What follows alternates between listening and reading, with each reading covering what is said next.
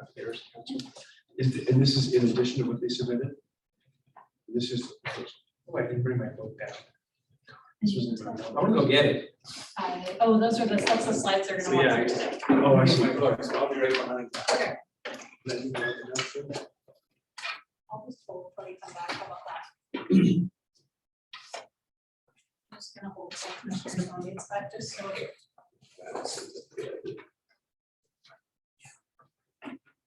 And so.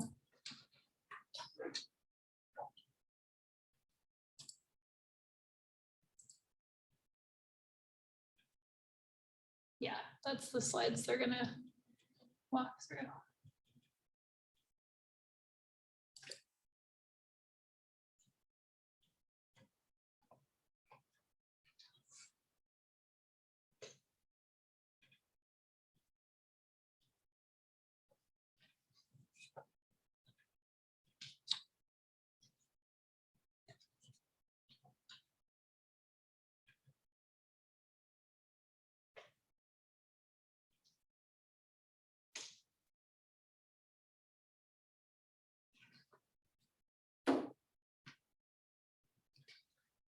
So it would be who's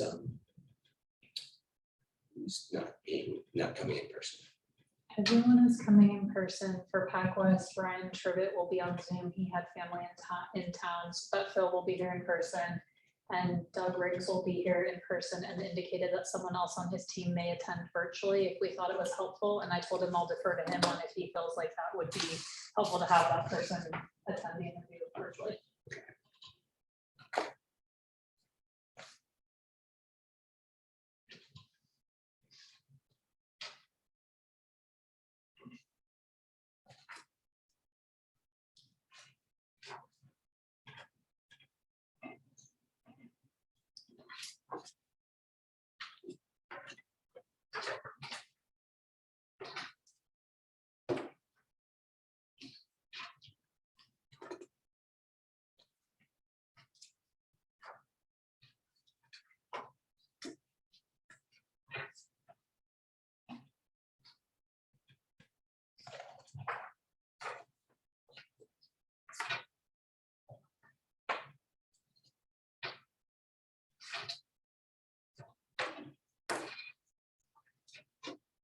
And Whitney is the goal to make a decision today.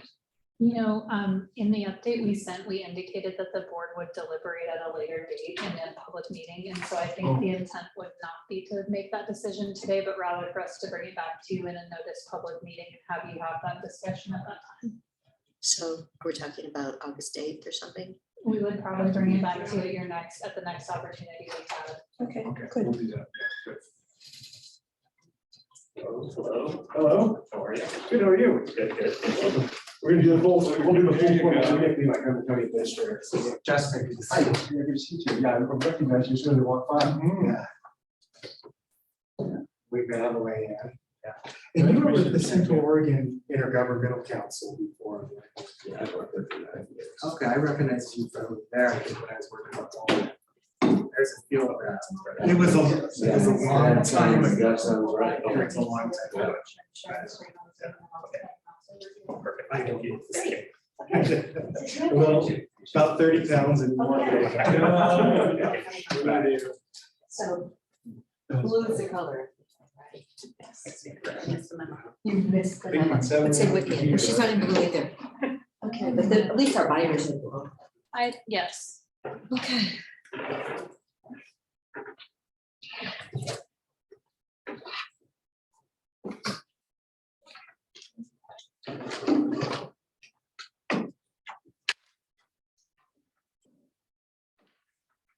Commissioner Dare is the chair. Oh, yes. Are we starting the meeting? We've already, of We are. course, we're ready. All right, so apparently you have 15 minutes for your presentation and then we'll have approximately 30 minutes for questions after that. So thank you so much for joining us today. And Patrick, is this your 2 weeks in Deschutes County of your year or not? I was in Sun River for the last 10 days up until Sunday. So yes, part of my honorary Deschutes County residency. And I'll be back in August for another 7 to 8 days. So it's good. And I'll be here for the county fair. I know that, next week. I'm meeting Jeff Hines actually right after this. So we'll catch up on some stuff. Good. Yeah, and I was one of, like many, I was down here for the Kenny Chesney concert in the Fort Worth before, so. Well, thank you guys for allowing us to come down and talk to you about the contract you represent, Deschutes County. I think today we want to just sort of give you an overview of who we are, who our firm is, sort of some background about what we've done. We want to start out, and we'll introduce ourselves in more detail here in a minute. I want to start out and just sort of give you a lay of the land for the firm that we work with. You've got 4 full-time lobbyists that work on different issues. And then we have a really strong support staff behind us. Alicia in our office, she's sort of the hub. She does just about anything you could think of. She helps arrange all the scheduling requests. She handles the government ethics filings for us. And then she'll work and watch committees when we're meeting with legislators. A lot of times when the committee hearings are going on, we've got 4 or 5 meetings with legislators, so you can't be listening to every hearing. She'll give us those notes. Jessica Chambers also helps with that and provides a lot of support for our digital communications team. Erin Murphy is the controller. She handles all the business aspects of the firm. So you probably won't work as much with her. And then in terms of the lobbyist, Jill Wilson is the principal of the firm. Jill bought the firm from Mark Nelson back, I want to say around 2014 or 2015. And we've worked together for about 8 years.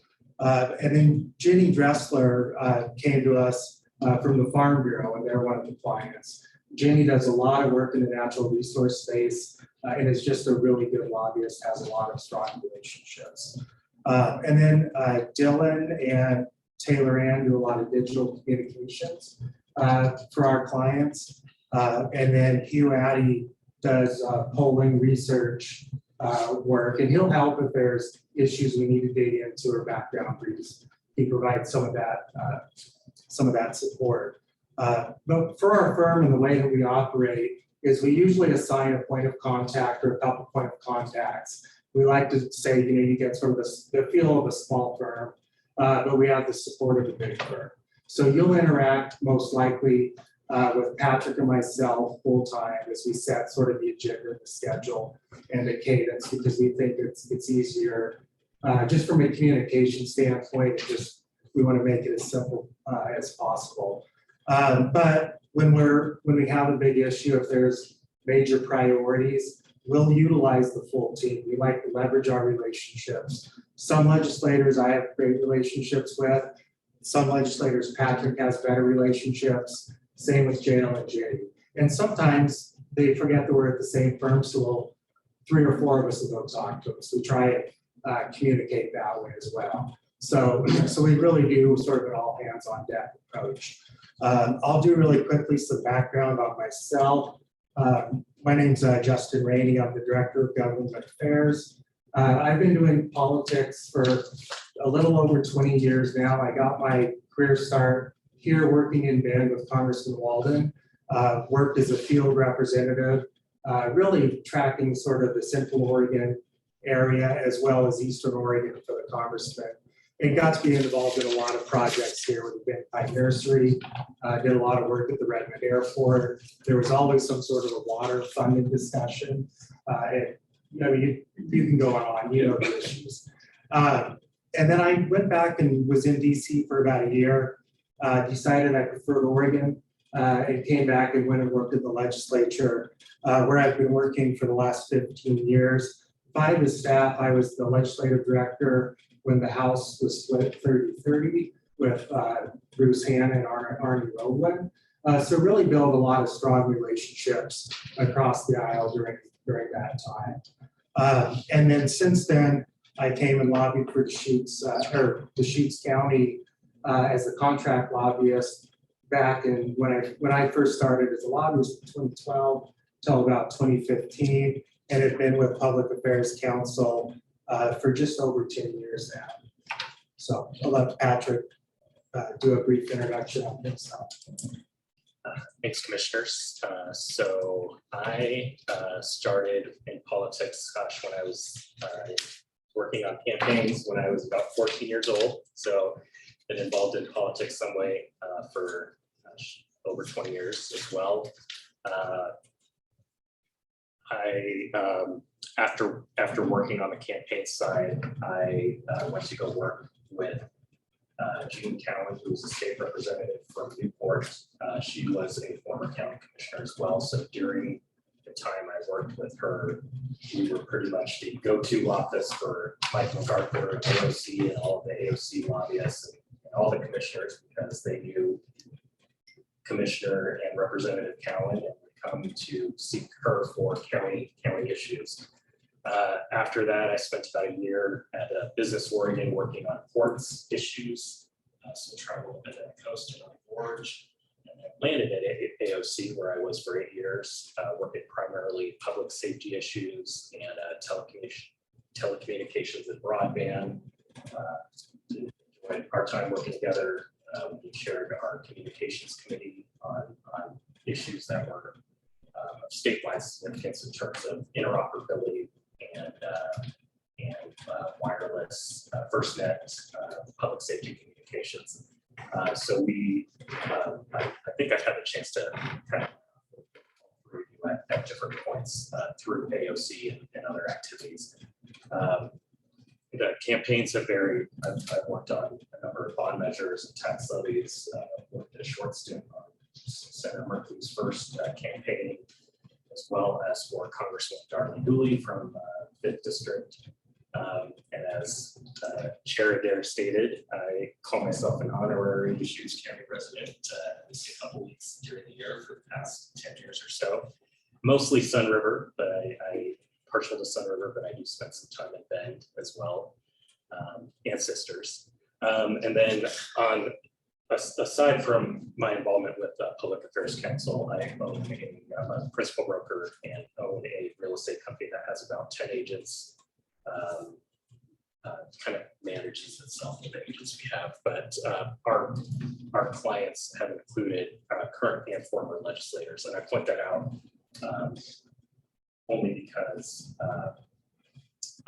to show you that our relationships extend beyond the Capitol as well. The trust and the camaraderie and friendship that we have with legislators and making those connections expands to large decision-making purchases like buying a home. So I've had the chance to help, well, now I think former Judge McLean and John Huffman and Daniel Bonham from the area purchase or sell homes over the last few years. In the picture, my family's up on top. That's us at Crosswater Grill at Sun River, and then down below is maybe somebody may recognize somebody in that photo, but that's us at the county fair, I think a couple years ago.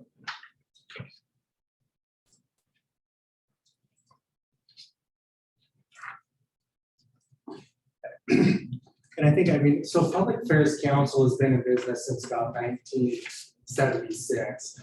We've really had a diversified portfolio. I primarily do lobbying and oversee all the lobbying activities. And that's really sort of the bread and butter of the firm. That's what we've always done. But we also do survey research, so we do a lot of polling and have done some local campaigns, and we do a variety of different political campaigns as well. And then strategic communication and digital communication is something that we've really rolled out over the last couple of years. And we find that it really gives us a pretty good advantage if you're trying to get grassroots out, if you're trying to get messages or communicate with legislators or getting constituents, voters type to weigh in. So it's really been something that has helped the firm. As far as, when we look at Deschutes County, how we would plan on working and representing the county, obviously we're going to want to work with the Board of Commissioners and the county administrator to sort of get your sense for what do you want to do in terms of your structure. We generally like regular check-ins so that you constantly know what we're up so that you have sort of a cadence, a weekly update where we get on the phone and run through the top issues. I will, make myself as the point of contact, text, cell, email available at all hours, sort of around the clock as things come up. And then during session, a lot of times we'll be looking for the same for you because of the quick turnaround. We need information so we can get data to legislators to help inform them as things move quickly. But generally what we would do is we would sit down and we would start the conversation with, 2023 is coming up, the session starts in February. So we want to get an idea of the top priorities and what you're looking at. Clearly it looks like you guys are ahead of the curve with that, with the agenda that you have laid out and sort of the key buckets of priorities. And I think what we really do is look to dive a little deeper and look for specific proposals. Are there specific infrastructure needs? Are there specific legislation around wildfires mitigation, public safety and emergency housing or some of the big issues that you flagged? And so I think we'd really try to get a sense for what are some of the things that are currently out there that we can help with, and what are some of the county's priorities that we want to focus on. And then we provide during the session gavel to gavel coverage. Once it starts, we track all 3,500 bills. We track all the amendments. We have a process where we get the bills, we send them back to the county. We try to work to identify any bills that could pose a significant threat to your operations. Probably really looking for unfunded mandates or things that could increase the cost to the counties. And a lot of that, with Patrick's expertise and with us doing it, we may have a sense for some things that could be of concern. We want to make sure that we get you and your staff's input so we don't miss something. And really, we are constantly meeting with legislators. One of the things that our firm does is we're involved in numerous committees on numerous issues. So we have strong relationships in a lot of the different committees. And that's where we spend the bulk of our time, is talking to legislators, educating them on issues, and then pulling them out to continue to talk to them to get a sense for where they are. We definitely do a vote count where we'll ask them specifically, where are you on a bill? Where are you on a project? Because we want to know. We don't want to try and guess where we think they're going to end up. So, and then the last thing I'll say before I turn it over to Patrick is, throughout the process, we work incredibly hard throughout the session. At any time, we would expect you to be able to contact us, expect quick communication back from us. Correspondence and communications is really the key as we're working to advance your plan. And then Patrick's going to talk just a little bit about how we work with some of the other stakeholders. Building off on Justin's mention of strong relationships and within the Capitol, coalition building is really part of one of our strengths, and that includes with AOC, obviously with the background that I bring. Coming from AOC for 8 years, I still maintain daily communication almost with staff at AOC and generally plugged into their issues. So let's attend many of their meetings and conferences. So you can expect that I'll continue to relay information and share information as we continue forward. And as Justin mentioned, the political insight that comes into that, not only the coalition piece, but also the relationships at the Capitol is important and something we can provide. Justin mentioned Nelson Research real quick. I just put in the few folks here in the area that we've worked with, and that gives us a little bit of a sense and pulse of your community on occasion. So we're able to kind of use that data to match up with what we're advocating for you at the Capitol. And then Wayfinder, which Justin mentioned, is our strategic communications wing.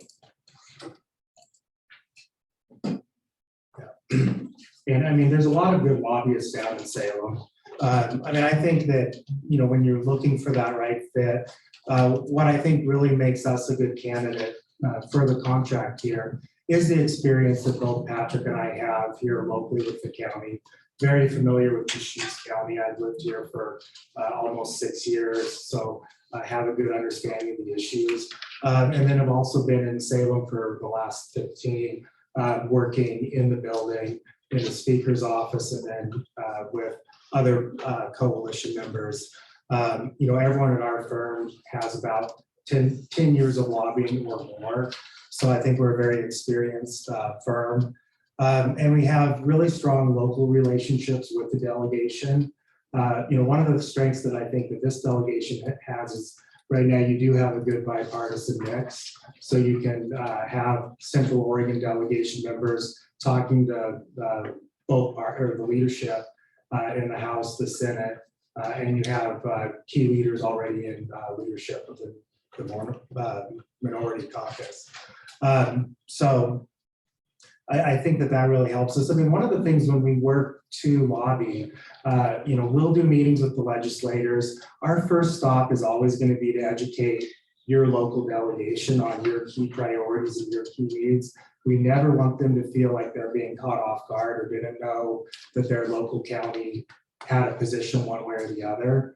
So we're going to really try to make sure we're in constant communication with them. And oftentimes they become one of the best advocates because they can go to the speaker and have a conversation on the floor in the final minutes when decisions are being made behind closed doors.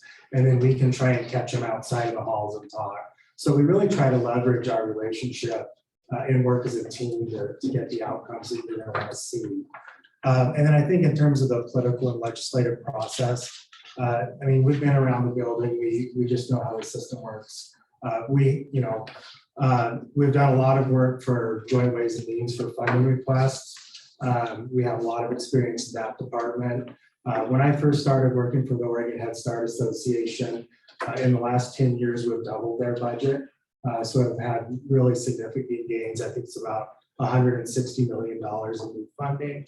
We were able to help work to get a new manufacturing center established in Scappoose, which is going to help a lot of major manufacturers. And we have just a long list of clients who have helped with funding requests.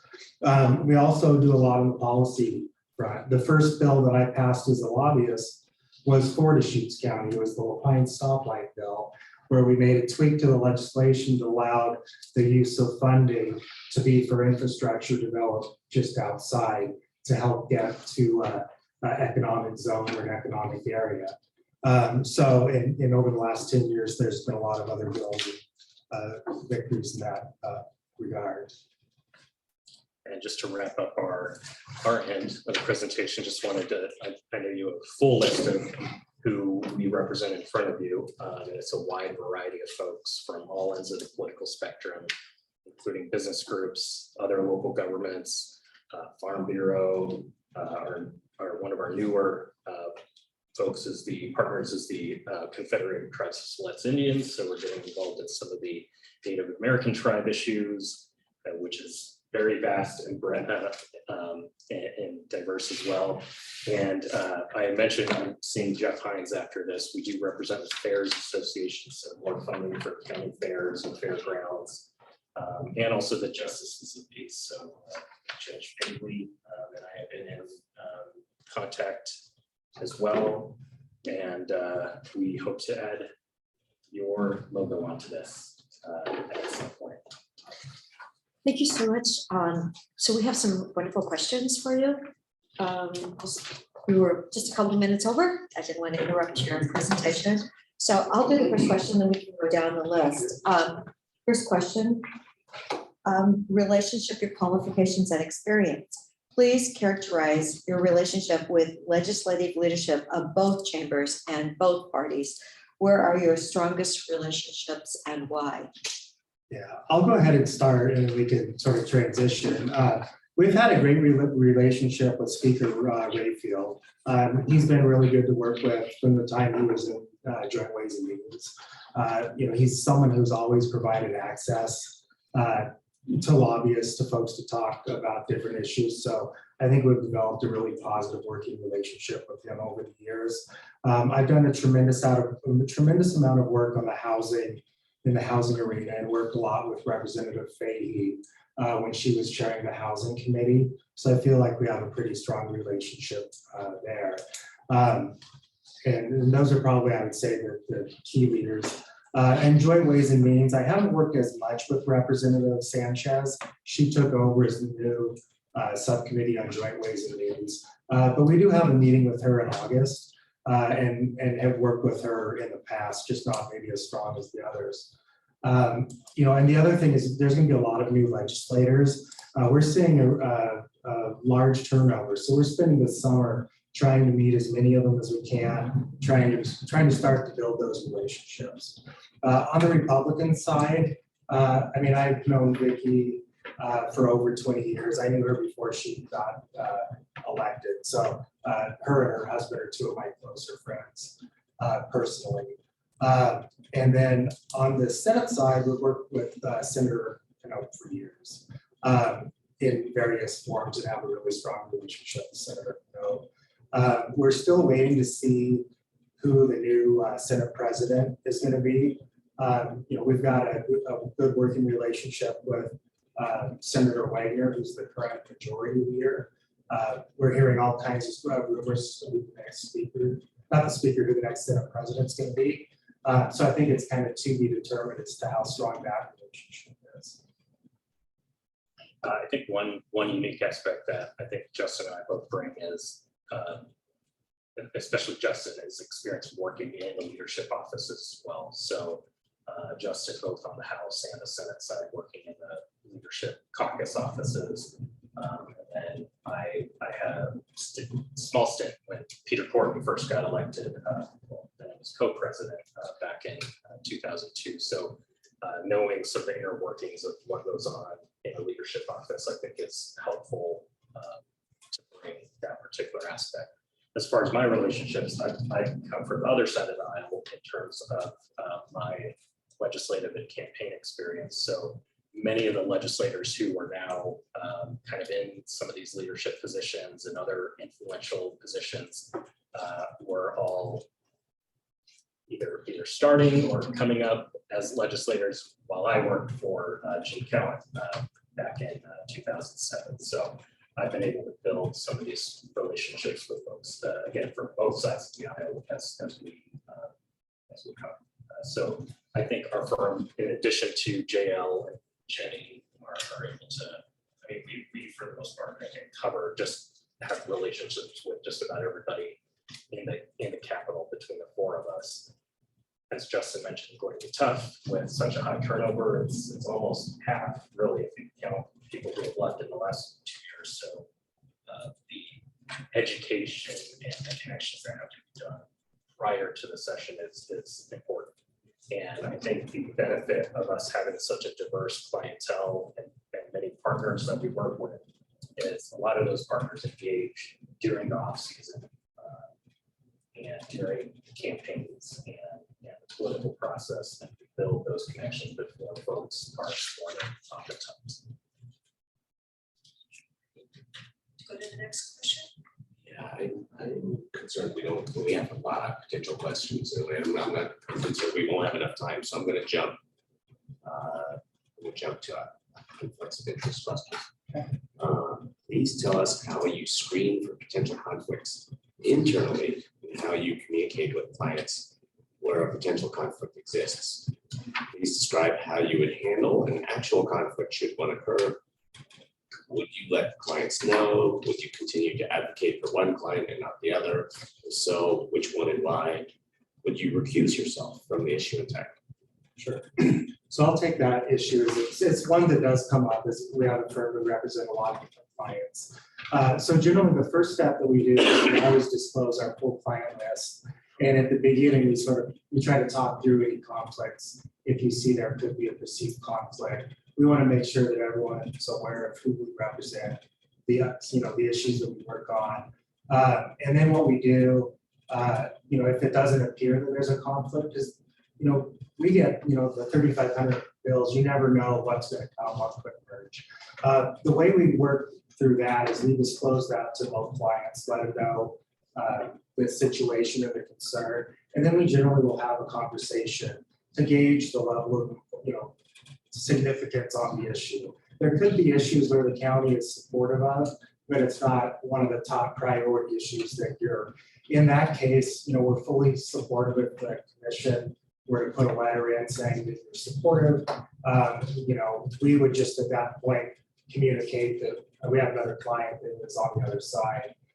Generally, what we've done is if it's a client that's been with us longstanding, that's the side that we would normally take. But I think it depends on the importance of the issue. If it's something that those clients don't really care about, but it's a big issue for Deschutes County, would have that conversation with the county to say, no, we're comfortable supporting your position on this and letting our client know, since it's not one of their key issues or top priorities. So I guess with everything, it's a communication and a conversation. So who on your team will be representing us directly, and specifically who will lead and who will we support? That's our main question. And then I was just kind of looking through, you work with a 3-person commission board. I know I think many counties like that. Who else has done that way? Yeah, I mean, Lynn County is the probably the most recent example. And before, I mean, with Deschutes County, so the way we've been structuring it, I would take lead as the point for the contract and work directly with the county and the county staff. Patrick would play a strong number 2 role, especially given his strong ties to AOC and with his strong ties in the public safety arena. When I look at it, I feel like I'm pretty well versed in most of the policy issues that are going to be of interest to you. Public safety is my weakest link for sure, but Patrick, that's his strongest link is public safety. So I would be the point person, but as we have regular check-ins, it would be the 2 of us presenting, giving updates, probably Patrick on the public safety, emergency preparedness issues, me on the issues that aren't urgent public safety. And then I would say you could contact either of us. If it's a public safety question, you could go to Patrick. If it's something else, to me. And we can always talk if there's a way you prefer to structure it. I mean, really what we want to do is sit down and figure out what works best for you. As elected officials, we know that you're busy as well. You have a lot of competing demands for your time. So we want to figure out what's the structure that works, that allows us to go and advocate on your behalf as efficiently as possible, but also where we're staying in communication so you know what we're working on for. And I think to back that up through AOC, I mean, I know the 3 of you go to AOC meetings. I think you all also know that when those meetings occur, AOC Day and Legislative Committee occur, those are pretty sometimes showy and scripted and things like that. So what's often missing is the behind the scenes, what leads up, what are the conversations that are happening in between each of those days or months or times within those meetings. And those are the conversations that I'm having now on behalf of Lynn, Justice of the Peace and County Affairs, with AOC staff on a regular basis, as I mentioned, sometimes daily.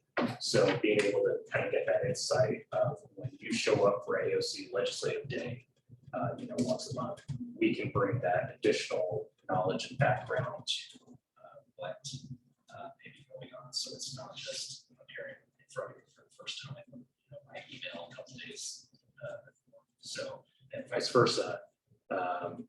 If you have, and I know you all have relationships with various commissioners around the state, when you need additional help or support on that, you'll have us who can rely on the relationships that we built on the county to build those coalitions that you may need to support your priorities.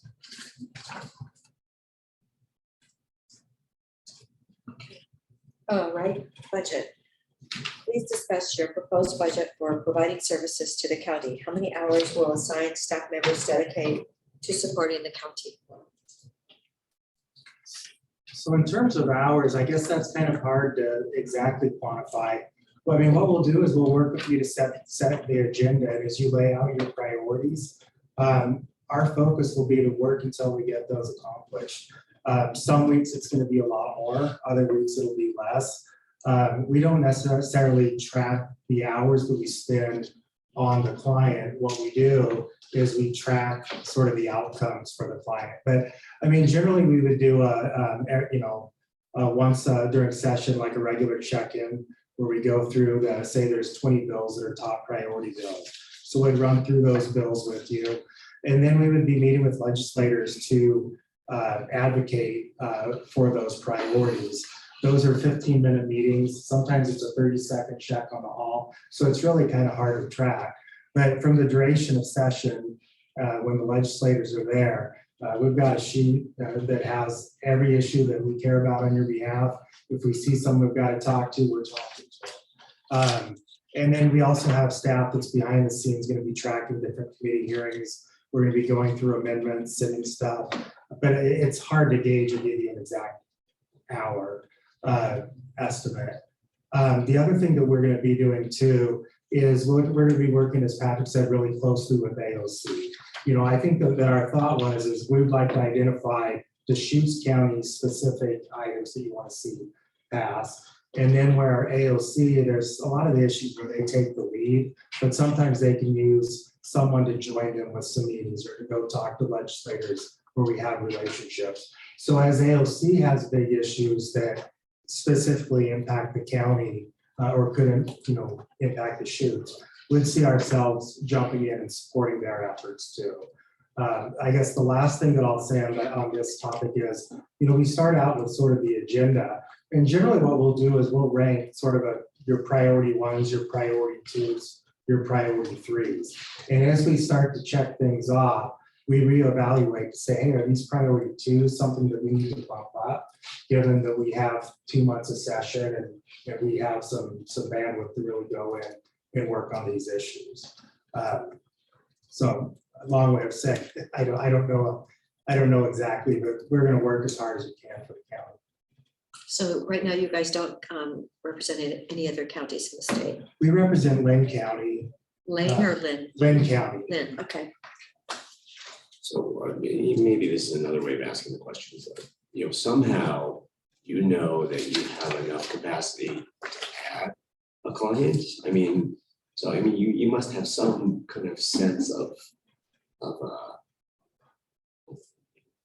how many just like a potential range of time you might be spending on a client. Can you give us a feel for your thought process on like, okay, well, we're confident we have the time and the capacity to add Deschutes County as a whole? Sure. And one of the key reasons back in 2015 when the RFP was up, our firm had been representing Deschutes County. We didn't apply for it. And the primary reason at that time was we didn't feel that we had the capacity to do the job. At that time, we were a 3-person lobby team going down to a 2-person lobby team. And we just didn't feel that we could give the county the services that you would need, you would want. We've added significantly to our team with 4 lobbyists. For example, I'm working on probably 9 or 10 other accounts. I'm guessing probably between 12 to 16 hours a week during session would be spent on Deschutes County. If I had to ballpark, sometimes it's better. I think when we represented Deschutes County last time, there was a major land use issue that required basically everybody jumping in. And that week it was probably 40 hours of Deschutes and doing some other stuff. And then other weeks when there's not as heavy of issues, it's not as intense. Okay, thank you. The proposal that's in your packet, the $4,200 a month is all inclusive. So we're unlike some other firms that I've heard, we're not billing you per copy or per flyer that we're printing out. Those are all things that we have budgeted as part of our services that are included. In addition to the 4 lobbyists, when we have our team up there, we have the support staff that backs us up, as well as Hugh in our office, who does a lot of the research and intel gathering. He does our polling and survey research as well. So when the firm represented Deschutes County back in the day, I don't know how many people you guys had. Now we're up to about 11 or 12 people. So we had 4 or 5 back then. Yeah, and I guess the last thing I will say is available on weekends and evenings, because things do come up when you're working in a condensed 35-day short session or a 6-month session. You know, we make sure that all the clients, you know, that nothing gets dropped, that we're taking care of all the key issues. So the last couple of years have been really challenging, COVID, you know, remote testimony around the state technology problems. Kind of in the last 10 years, I've just seen that, you know, the majority get a little stronger, the legislative ideas get a little bit bolder, which kind of shuts down one side of the political spectrum. I mean, any thoughts on the big picture, or are we gonna have better legislative sessions in the future? And I say better because being a commissioner, I've just seen it get harder and harder for me to get engaged, and all I've ever wanted to do is say, please stop, please vote no, please don't do that. That's all I've been able to do as a commissioner, it seems like, in the last 10 years. I mean, I think that this next session is going to have challenges because even in the aftermath of COVID, they're looking at reconstructing and remodeling the building. So they're talking about remote office locations, continuing virtual sessions. So I mean, in some ways, it makes it easier for county staff to be able to testify, which is really important to get the technical expertise or advice on a bill. But it's also made it harder to have access to legislators. You know, fortunately, we do have access to cell phones. The legislature, I mean, they have been willing to do Zoom meetings pretty regularly. So you just don't get that in-person experience, which I think really does help when you're in a relationship business. In terms of the dynamics of the legislative session, we're going to have brand new leadership. You're going to have a new governor. You have a new speaker. You're going to have a new Senate president. So it's really hard to know exactly what it'll be like. But you know, Speaker Rayfield during this last short session set aside a significant amount of money for Republicans for their districts, where they were able to spend where there weren't any backdoor dealings. I think that there's a lot of hope and a lot of I think respect for Speaker Rayfield, that he is going to operate in a manner that really is more inclusive, we hope. But, you know, a lot will be decided come November, and you can't really forecast that. What we always try to do is, as we line up the county priorities, we line up where leadership is, sort of read what their priorities are, and then figure out how do we help the county given the current lay of the land. And that's really something that as after the election, as we get a sense for what it's going to be like, I mean, we'll have some honest conversations. If something looks like it's going to be too tough, we'll be pretty direct with it. One of the things that was on my final slide that I didn't mention was I'm the current vice president of Capital Club, which is our statewide association for lobbyists. And as you know, being involved in AOC, being involved in your statewide association is important, not only for the connections, but the information that you gather from that. So even though the Capitol is under construction and we're going to go through another challenging session in terms of access, because of my involvement there, I am already in tune to what the construction plans are, what the next lobby message center looks like, how public will access hearing rooms and offices and testify and things like that. So bringing that intel to Deschutes County and the other partners we work with is something that we can bring as well. And that'll continue. I guess in about a year, I'll be the president. I'll be honored to be the first person of color to be president of the Capital Club in its 100-year history or whatever. So being involved in that association also gives us additional connections and intel and resources that we can share with folks as well. So is it standard for your company to have an 18-month contract? I noticed that's what was said in the book. Is that what you prefer? We do all kinds. So we'll do a yearly contract. We'll do 2 years. Really, it's something that we would negotiate with the clients. Generally, we don't do the month-to-month clients. A lot of people will come in and ask someone to represent them for the 6 months of session. They'll come in and pay a lot of money. We don't feel that's fair to our longstanding clients that we work with. So we, usually a year is the shortest that we'll do, but we'll go 18, 2 years depending on the client needs. I think the 18 specifically was to signify about when the contract would start, roughly about now through the end of session. So that number is flexible to whatever the county needs. You guys have spoken to a couple of different issue areas of public safety, housing, other areas that, and then, committee functions like Ways and Means, where you have some good relationships and not just networks, but also, just like a mastery of the subject area. Can I ask you about health and human services? Is that part of, part of the wheelhouse for one or the other of you? And what kind of connections do you have to committee members and other leaders within the state legislature? Sure. So as it relates to sort of the healthcare and, we represent Salem Hospital, so we do a lot of work in the healthcare space. Have been very familiar with the discussions around coordinated care organizations. When I first started lobbying with the Deschutes County, extending the Central Oregon Health, I forget the exact acronym, but we extended that. And Deschutes in some ways was ahead of the curve in terms of figuring out how do we get everyone to the table to work together to address costs. Right now I have a monthly meeting with Representative Nose just to go over different healthcare issues that our clients have. He was the Human Service Chair of the Joint Ways and Means Committee, and now is the Chair of the Healthcare because he brings a lot of experience. The Healthcare Committee is one where you have 11 members, and of those 11 members, I think only one is returning. Others are either leaving for the Senate or for different offices. On the Senate side, you have a great, you have a member with Senator Coe on the Healthcare Committee. I've also done a lot of work with Senator Patterson on different issues.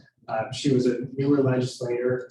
In her first term, she was given the gavel, so I've worked closely with her because Salem is in her backyard. But we do have a lot of experience, and I've done a lot of the work on the healthcare issues for the company. I think during my time at AOC, but at least the last few years, there was a big focus on not just public safety, but how that intersects with mental health and reducing the number of mentally ill folks that are institutionalized in jail or prisons. So NACO had a deal that they started 5 or 6 years ago called the Stepping Up Initiative. So we've done a lot of work with NACO and AOC to do that. Actually, that was one of the reasons I was here in December a couple weeks ago. We had that Stepping Up conference that's a collaborative between AOC, NACO, Council of State Governments, the American Psychiatric Association, Oregon Psychiatric Association, which we manage as an association. We have 2 doctor groups that we work with. So bringing those different aspects of healthcare, mental health, and how they integrate in just about every other issue area is some experience that I think we bring. Patrick brings up a good point. Jail's done a lot of the work on this client, that making sure that mental health is treated the same, that there's parity. We do the independent mental health physicians, and we've really worked to make sure that they get reimbursed correctly, so that you don't have a shortage of professionals that can help them. So behavioral health is another space that we have to fight.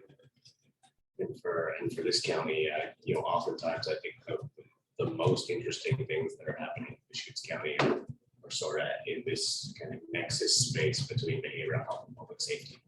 There's a lot of really interesting things happening here. Some, on some slices of that, we are viewed as state leaders and in a position to help push the envelope on policy. There, one of our presentations at this summit that we had a couple weeks ago was by Sheriff Nelson. And he was, you guys are doing very innovative things in the public safety space in terms of help for officers, not just the mobile crisis and all that kind of stuff. But it sounds like you guys for the last year have been doing things like massage and yoga and health. Oh, we've been doing meetings that forever. for, deputies. Copy and- this, Steve. and, so modeling some of those things for other agencies around the state is something we can help you highlight, because I think that's important, because ultimately it's a return on investment, right? The healthier your staff and deputies are, the less injuries, the less use of force, the less all of Longer that they stay. translates down. And so I think that's a big focus of the state right now, and you seem to be leading the way on it. Okay, so we're at almost 44 minutes. So one quick last question. Nick said, I believe you were just in Salem last week, right? Nick, you were in Salem and you said how empty it was. And are you telling us that it's going to be really empty again this next year? And we're not going to be there for session at all? So far, from what we've been told, the office wings are going to remain open, so those will be open and accessible. You won't be able to go from one side of the building to the other. Internally, you have to actually come outside and around, which is one barrier to all the construction that's going on. I know the lobby message center that's usually in the basement of the Capitol. We're looking at space outside of the Capitol ring. All the staff, all your legislative committee staff, legislative fiscal, they've moved across the street to what the governor's office was using. It's called the Somerville building. So everybody's going to be kind of spread out, and I know Willamette's offered some space to some offices, so it's going to be pretty spread out. The committee hearings, it goes back and forth on what that's going to look like, and how folks are going to testify, and whether or not the public can be there. So it won't be as closed off as it was during the pandemic, but it will be a very interesting situation. And if anything, parking will be definitely an issue too, as you probably know. 'Cause Isn't it always? it always is, yes. So do you have any closing comments that you want to make? I don't know that I have anything. I think you guys have asked a lot of good questions. We do appreciate the opportunity and, would really like to work for the county. Yeah, thank you very much. Yeah, hard decisions to make. Forward to working with you no matter what. Thank you so much. Thanks for coming. So Justin, what did you think about moving back? No. Yes. I've been back, quite a bit to visit, but if they can move the Capitol back here, I'd be all for it. To the center of Oregon, right? Middle of the state. Yes, that would be lovely. Actually, when I was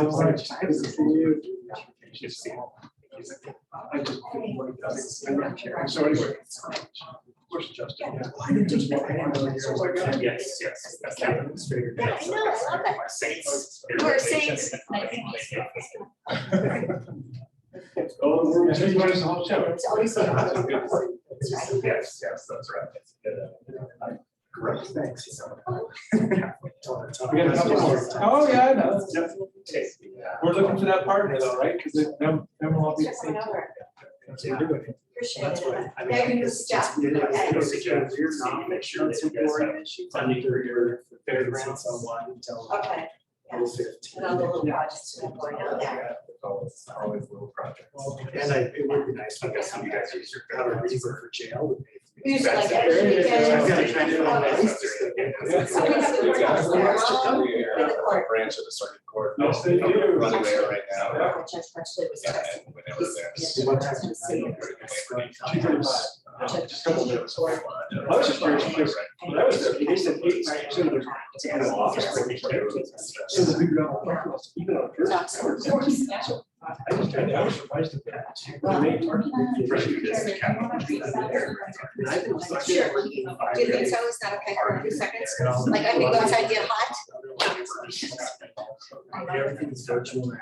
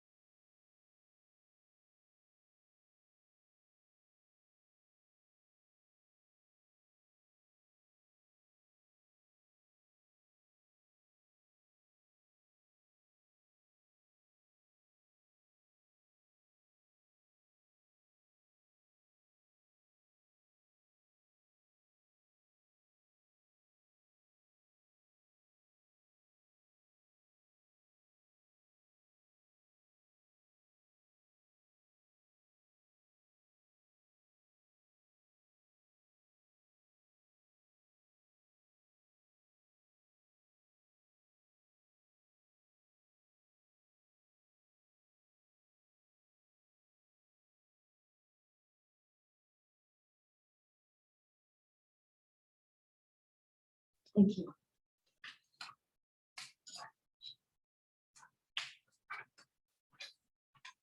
Thank you very much. Thank you for joining us, Bill. Nice to see you.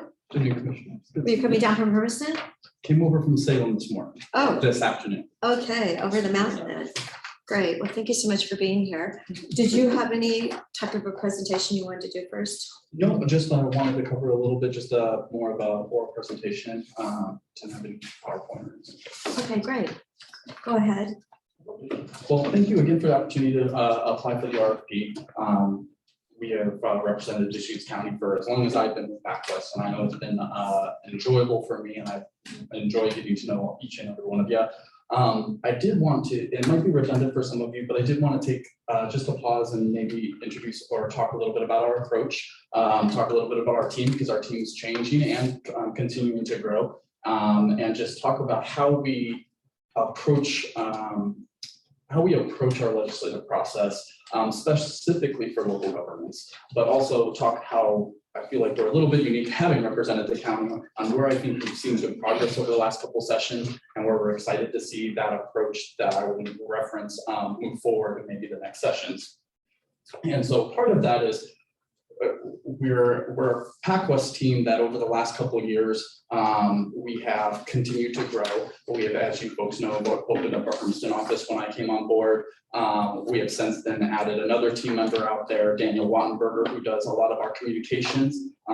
He focuses more on reporting communications with his background at the East Oregonian for years. But we are excited because I do want to mention one other person we're bringing on. She was not in the RFP because we just got her accepted our offer last week, but she will be a person that would be working with us in drafting legislative communications. Her name is Amanda Spoo. She's from Hermiston as well. She's been in DC for the last 10 years as the communications director for US Wheat. And so she's looking at coming back to Eastern Oregon. We had the privilege of talking with her and picking her up, so she will start September 1. But the reason I bring her up is because when I talk about approach at PacWest, we tend to look at our local government clients and say, you guys track a lot of issues out there. It's very different than other clients that we normally have. As you folks know, we're a contract firm, so we have some healthcare clients that care about a singular issue, and you have other clients like local government that a lot of the issues and a lot of committees affect you. And so what we've tried to do is have a team approach that is specific on topics. And so in our proposal, you have Ryan, myself, and Ann Johnson as your leads, but you have a full team of 8 people. And when Amanda comes on in September, you have 9. And the reason I say we have 3 main people is because we've looked at what the county has focused on, and between Ryan, Ann, and myself, that seems to be the a majority of the issues you track. And so it does not prohibit us, though, that if there was a big healthcare issue coming up, that we would not reach out to Dan Cushing, who is our Vice President of Healthcare Policy and focuses in healthcare. And he's in the healthcare committees tracking those issues. But between Ryan, who has focused on policy, he serves as our president, you folks have met him, myself, who focuses on state budget committees and revenue committees, and then Ann Johnson, who is our natural resource policy person, and has somewhat now taken up housing because it has seemed to natural resources clings very much to land use, and it has now become a conversation in a land use committee about housing. And so she tracks that for us. So our approach is going to continue, if we're honored to continue representing you, would be just that, so that if there was a specific issue that came forward for the county, you would have folks that are tracking in all these committees. Even if it's not one of us 3, you would have team members already in other committees. So if you called and said, hey, random bill we just heard about, can you give us an update? We have a team member in those committees monitoring them anyway to be able to pull that information for you. And so that said, where our approach has also gone, I think, over the last couple sessions, and I have seen it be a little, I think, a lot more effective, is instead of taking an approach of tracking everything for the county, that's trying to prioritize into what are our priority 1s, 2s, and 3s. In our view, we have also said you take those and then we put it into a pyramid with 3 sections. The bottom are those general issues where you know you have issue that affects all counties likewise. So we see that as you don't want us spending our time mostly on those issues because you have AOC, you have those entities that are tracking and working on those issues for all counties. You might have more specific bills where you would want us to focus, where it's Deschutes County specific. Prime example, I think, is when we were working on the county courthouse funding. It's probably harder to go to AOC and say, can you advocate for one capital construction project in one county over when they represent multiple counties? And so we see where our next or our biggest bang for you folks is helping in those areas. And because Deschutes County is very unique, given the growth you're seeing, the land use,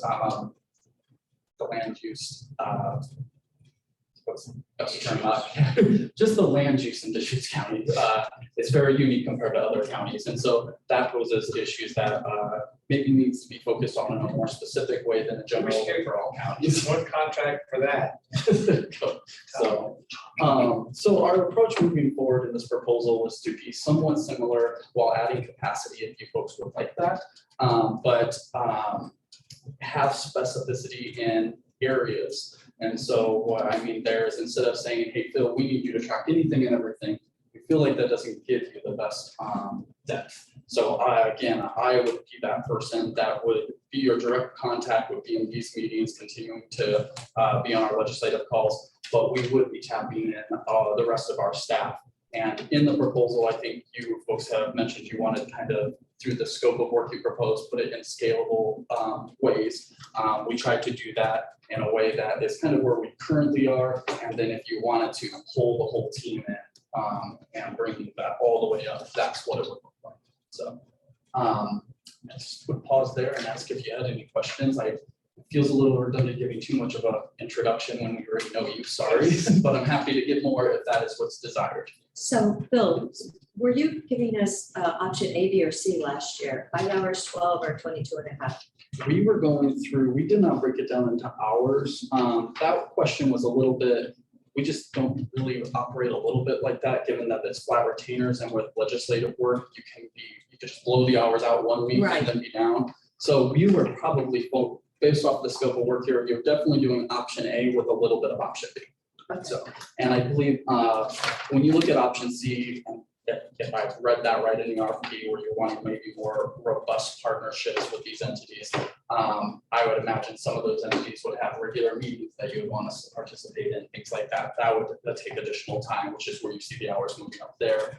But at the same time, we would also probably have, for example, if there were partners out in the ag community, we would have Ann go to the ag lobby meetings and those things. I would also roll into there probably more rulemaking, given where, especially over the COVID sessions, where the policy is maybe coming out of the legislature, maybe a little less polished, and rulemaking is taking a bigger lead than maybe it was in previous sessions. And so that would probably be in that same package of C. Oh, how do you spell Amanda's last name? SPOO. Okay. So we should see something in Capital Press on the fact that she's leaving DC to come back to you guys. Yes, we just sent the press release out on the 19th was the first day we could. She wanted to notify her people first, which, yes. And so she should be coming back and taking up, and she'll be based out of the Hermiston office as well. And so. So as we look at these, options A, B, and C, give us your sense of what the benefits would be of going with that. A larger scope for our relationship with homes.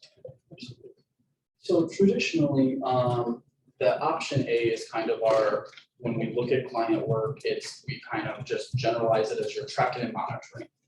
Those are where you're just wanting to follow the conversations. That is where I kind of feel like we were previously, because and I don't say this in a bragging way for Deschutes, but it is we work with multiple counties, and you guys do have very good staff that so under this monitoring, it makes sense there, because when the ADU bill was up, your staff and your commissioner or US commissioners were in the building. That's not like every county. Most of them don't send staff that robust. And so the monitoring is probably where we traditionally have at that level and that pricing. to your question, Commissioner, of what will be the added value of into maybe an option B or C is, yes, I think there would be more opportunities for coalition building. And I think it would also depend on maybe what are the next bites of the apple the county wants to take on. So if it is a bigger land use conversation, then I would see the value of C being not just the central Oregon entities, but going to those land use organizations and start participating and working on those at the ground level during the interim and building those relationships. So that when you're walking into the Capitol, you're not walking in and building the relationship through a legislature. You're walking in with arm in arm and telling the legislatures, hey, we've worked this out behind the scenes. We're not bringing you a fight. Or at bare minimum, we brought a solution that both of us came to middle ground on. And so to your question of what the value would be, I see that as one potential. It's just additional meetings and additional staffing because there's a wide variety of advocacy groups out there on a lot of different issues. But again, that would be maybe where the county wants to go. If it was just a capital construction project, that'd be a different approach, obviously. I do want to point out in option B. So if we did option A, that's where I really see what we've been in for the last couple sessions. If we went up to option B, that is more of just adding more bandwidth or hours to you folks. I read that in the proposal of saying when we've traditionally had our legislative meetings, your staff has taken a big role in putting that together. I read that as almost like we need to have you guys start doing that and coordinate. And maybe I was off there. So adding additional staff hours to make sure that's taken care of. And then probably offering, and would probably be on those calls helping take notes, making sure that the minutes are taken care of for you folks, so that we have a ability to prioritize what we hear from the different departments and then report back specifically on them, rather than just a tracking, monitoring kind of conversation. And so, and then I think I jumped to C for the second part, and I don't know why, but I hope I answered your question, and if not, I can go more specific if you'd like. So we have worked with you for the last few years. Any other thoughts about the other relationships with other counties? It's just Deschutes County, been pretty standard because it's been on Zoom. It's been kind of, this is what's going on. Here's your list. I mean, I was kind of pessimistic about this whole thing the last few years. It's just been hard to get anything much done. And in the majority party was going for the big home runs on some big topics, which took the air out of the room a lot of times. But yeah, the question is, relationships with the other counties or the flow of business with the other counties. Any thoughts on those thoughts? Can I just ask a clarifying question? Are you talking in the sense of like coordinating with them, or? Yeah, the business. So I'm just thinking, so I just noticed County, Douglas County, Umatilla County. Just any thoughts about what you already mentioned, we're broad for all the topics on a single topic. So how we have traditionally been working with our county governments, and I think that's one of the strengths we do have, is that we're one of the few firms that do represent local governments outside of LOC and AOC. And so when I look at the 4 counties or the 4 or 5 cities we represent, we actually took the model we have for Deschutes County, and that is what we've been using and describing to them on how to structure their legislative agendas, because they thought it was so well as that pyramid model, which was how do we not duplicate services when we're paying into AOC to having those advocates. And in this case for Deschutes County, there's a lot of Central Oregon organizations that your staff are part of. I'm thinking of the Healthcare Association specifically, I believe it's CLEO, that's one of them. And so I would say with our counties, because we focus in that top tier of the pyramid, and it's those county specific issues, that there's not a lot of crossover sometimes, but I do see there's some coming forward, and I know this is fine to share, is like, for example, with Clatsop County, while there's few and far between issues in that top pyramid that the counties will probably, I would say, ever have a conflict of interest on, there are issues that I think maybe connecting them would also be helpful. And one I think is we would probably be sharing with Deschutes County is Clatsop wants to talk about the TLC tax, specifically around COVID, or the transit lodging tax around tourism, where you have a tourism-based county where you have influx of huge amounts of population, but you're kind of hamstrung a little bit of how you can use those funds when they come back. And so They're looking at different models there. They haven't figured out what they want yet, but they want to look at that where, you know, their county grows by 3 times on a weekend, but there's no additional funding or tax base to provide the infrastructure and things like that. And so having more flexibility would be important to that, so. So yeah, you mentioned, using Deschutes County's model to work with the other counties. That was kind of my question. I was wondering if, so it's like, sounds like we're kind of the lead generally and.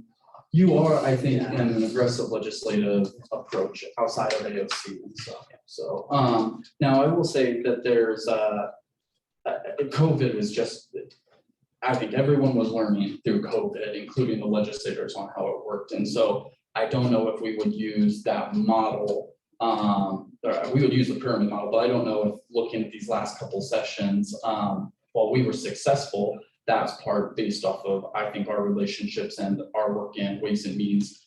Part of that is my background and being able to work with the Ways and Means member, the chair, the ranking member on Ways and Means for the 10 years previous coming to work for Ryan Paul. Ryan's relationships and working with the Speaker of the House.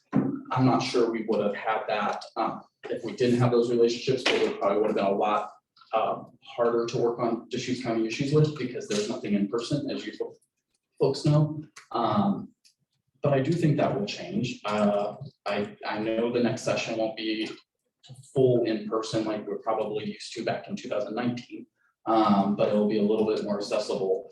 But I think there's ways to improve on trying to make it a little bit more robust and active, especially when you're able to get back in front of people, so. Oh, good. Just conversations here today, for sure. So since it looks like next year's leadership could be different, and we know we're going to have a different governor, please characterize your relationship with both chambers and both parties as you and Ryan see it for next year. Is there any insight you guys have to share? Yeah, one of the things that we're looking at specifically in our model is understanding that it's not just different leadership that you're dealing with, but when you walk into next session, you look at the election cycle as it is now, assuming no party picks up a seat or loses a seat, just looking at party control as it is, 65% of that House chamber and 75% of the whole legislature at some degree will be within a first term, second terms. That's a huge change. And so we look at this in 2 forms. We have focused a lot of our time in the interim of building those relationships. And it kind of goes to the model that we're jokingly called the squish lobby PacWest is, and that's because we generally try to work with both parties, both chambers. And as much as I think people see on the federal level and the state level of partisan politics just kind of pulling people apart a little bit, less conversations with each other, that's no different in the lobby world. There are a lot of lobby firms that are on one side or the other, and there's a few that's kind of work in the middle. And we see ourselves as one of those that work in the middle. So how we approach both chambers is we work with both leaderships.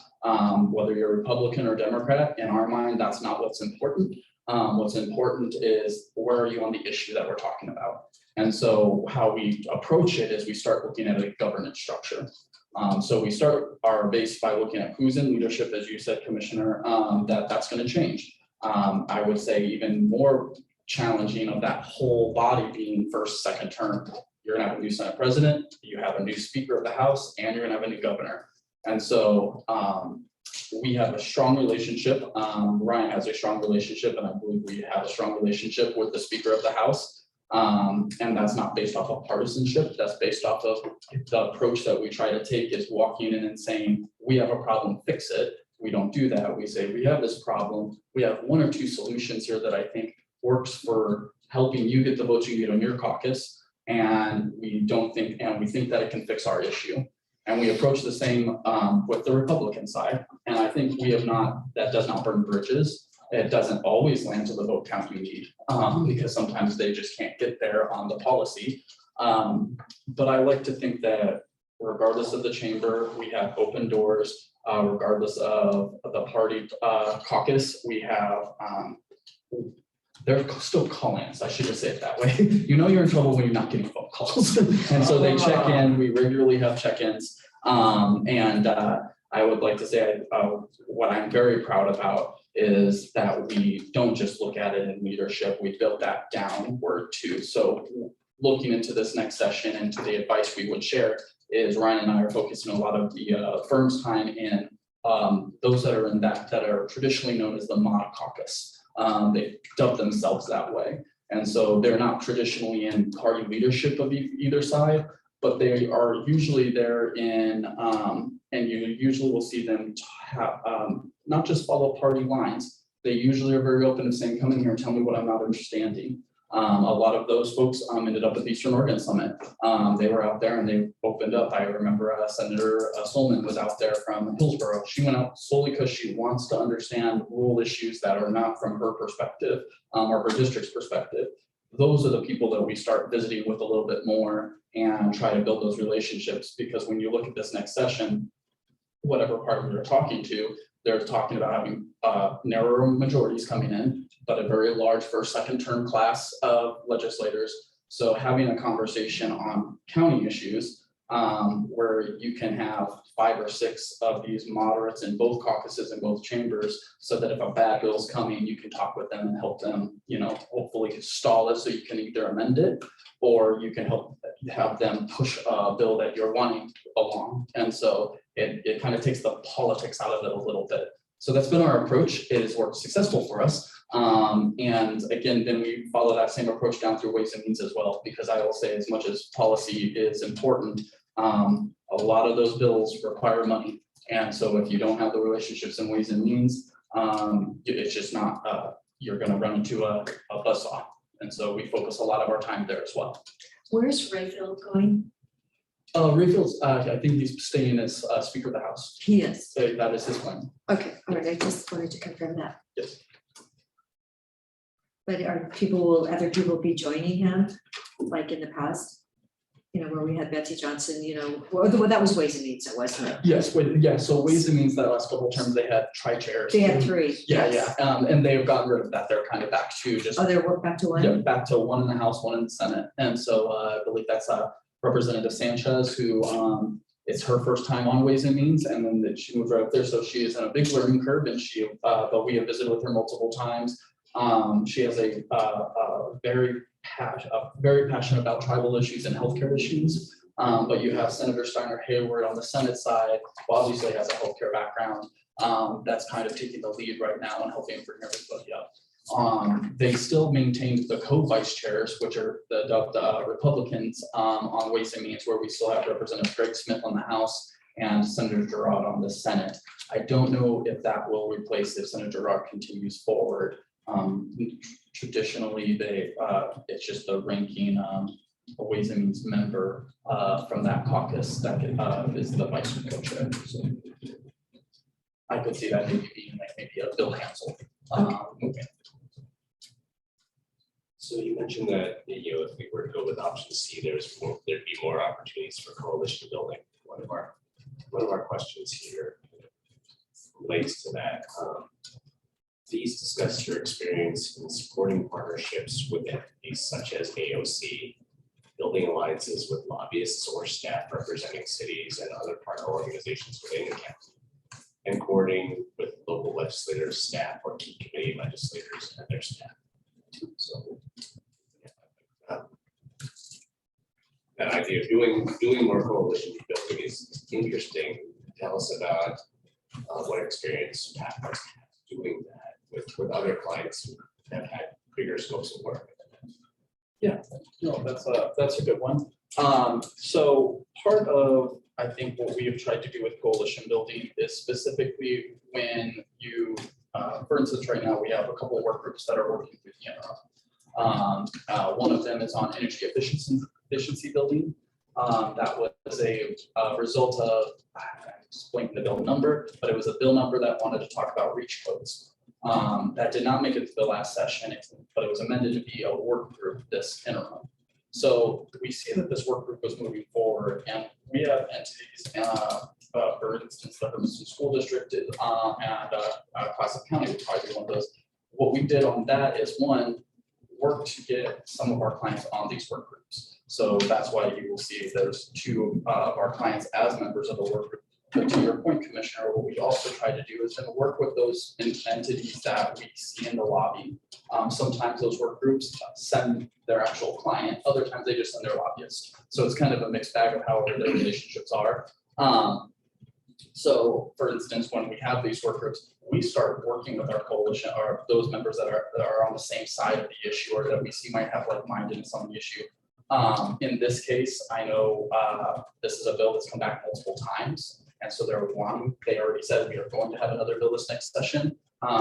So the scope of that work group, I think is maybe viewed as we're going to develop a bill that's going to be proposed, but you have entities in there that have also said, okay, but can we achieve the mission of what this bill was without maybe going so far?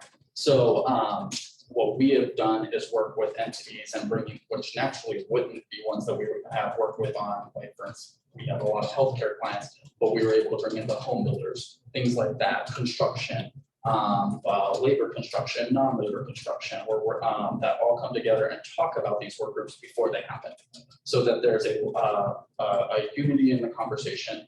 The other side does that as well, but it allows us all to talk about what are we hearing from our different entities. Is there, when they talk about the specific issue of the bill or the work group, is one of these clients have a better case model or an experience that that we can put in front of all of our members so that it hits the right note. The best example is our Palmerston School District. In this case, Is that because of my sister, it the is- longest serving I was person gonna at say, the school? this one is, because of this, we were able to talk about how can, if the goal is to retrofit buildings, is there a way to do it without just building a whole new building code? In this case, we have a building in that school district, Highland Hills, which is an older building.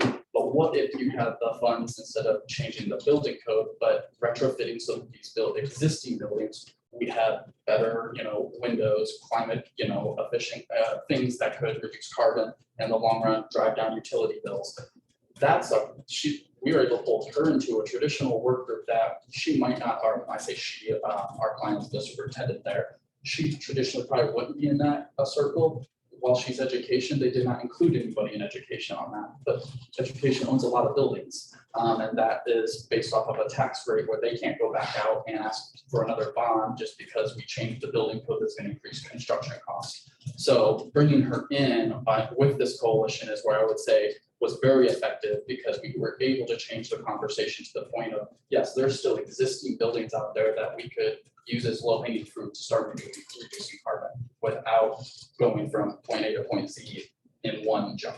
And so to your point, I think that was a good example where we were able to bring clients that are not just in one subject area, but construction, healthcare, education, all around into a work group to talk about coalition building.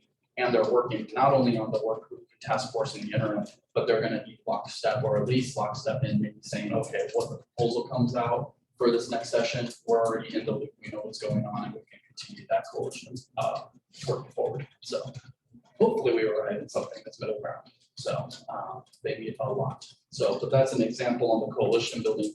That's an interim work group that was not anticipated for that client, and they meet for 3 to 4 hours every other week. And that's just the meeting itself, not the prep meetings that the coalition building, the coalition meets prior and after. So, that was a okay example. I'm trying to see something more relevant that's going forward. But Phil, I'm wondering, because Hermiston actually voted to go with the Tri-Cities and go out of state, does that, have you found that reduces their recognition in the state of Oregon? I mean, does it affect anything? I don't think it has. I don't think it has.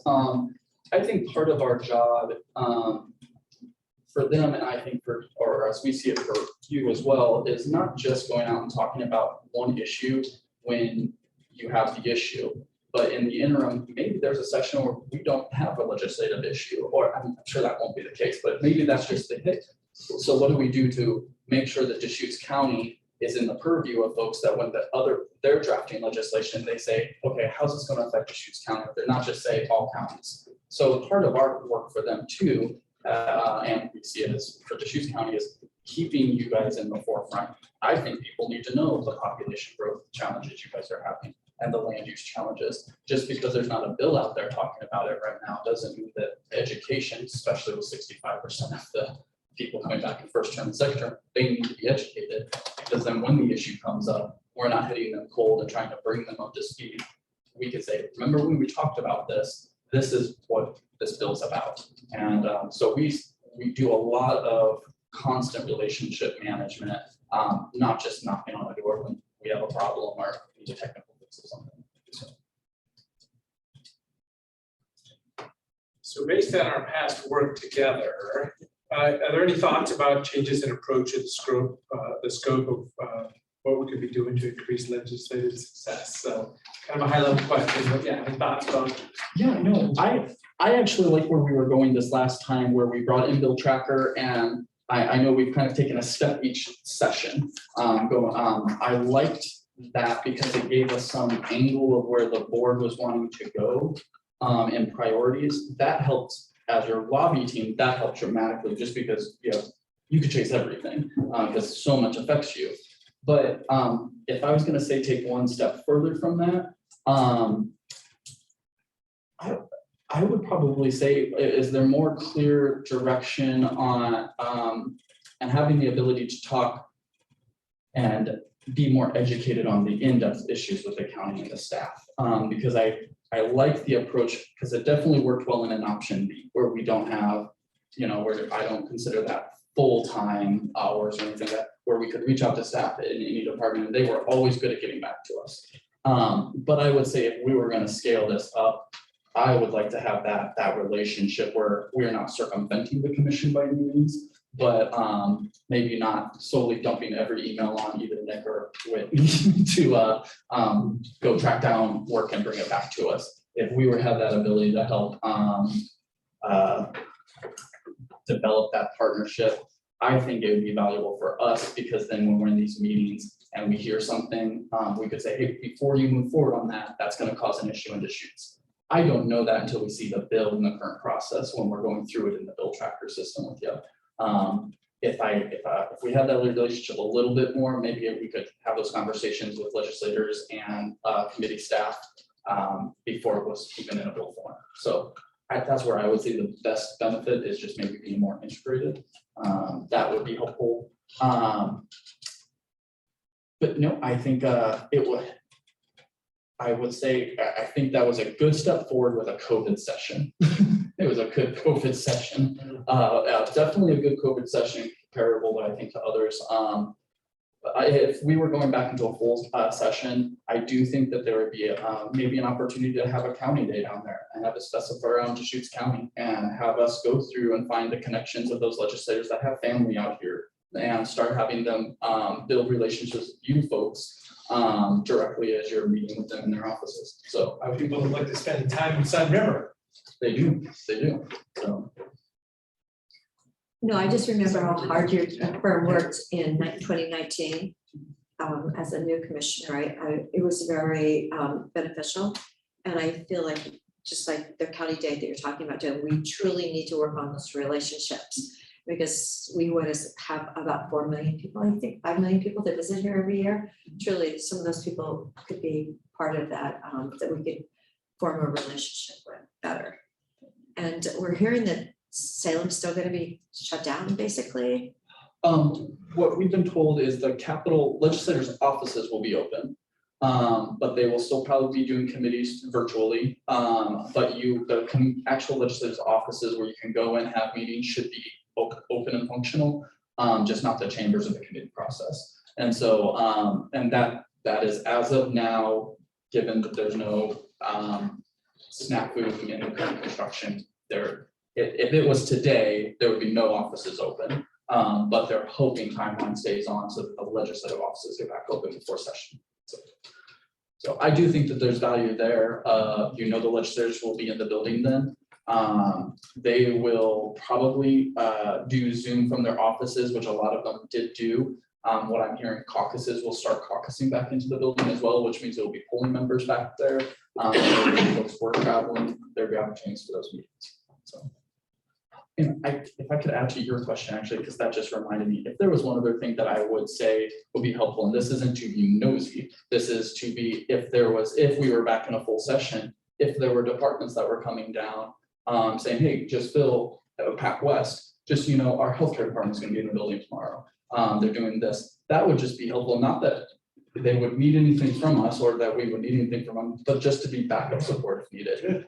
That's always helpful. Just communication and relationship at that point. Yeah, and I wouldn't say anybody's doing rally at all. Yeah. It's just it's just those little things where we could say, oh, while you're here, let's grab them and go talk to this person because there's a Ways and Means healthcare issue and you're the person to talk to. So that would, we'd be able to maybe hit 2 birds with 1 stone while they're down there. So.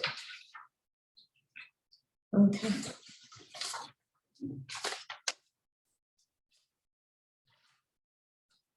So who do you think is your strongest relationship with? Since we don't know who 65% of the people serving are going to be, or 75%, who, at today's world, who would you and Ryan say?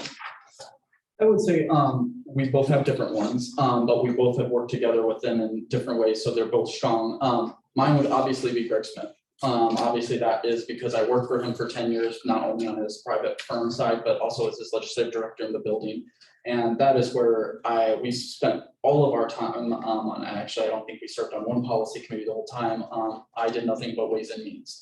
And the reason I like that is not just because we have still open communication, but we know the process and how capital construction is going to work. That is a process that the dollars are always different. But with current leadership, I don't anticipate that changing. So what will happen is you'll have caucuses negotiate what funding amounts are available. They'll start talking about projects where when we were able to then sit down and visit with him and go over, he negotiates usually the Republican list, being the Republican chair of Ways and Means, or the caucus chair is what they call them.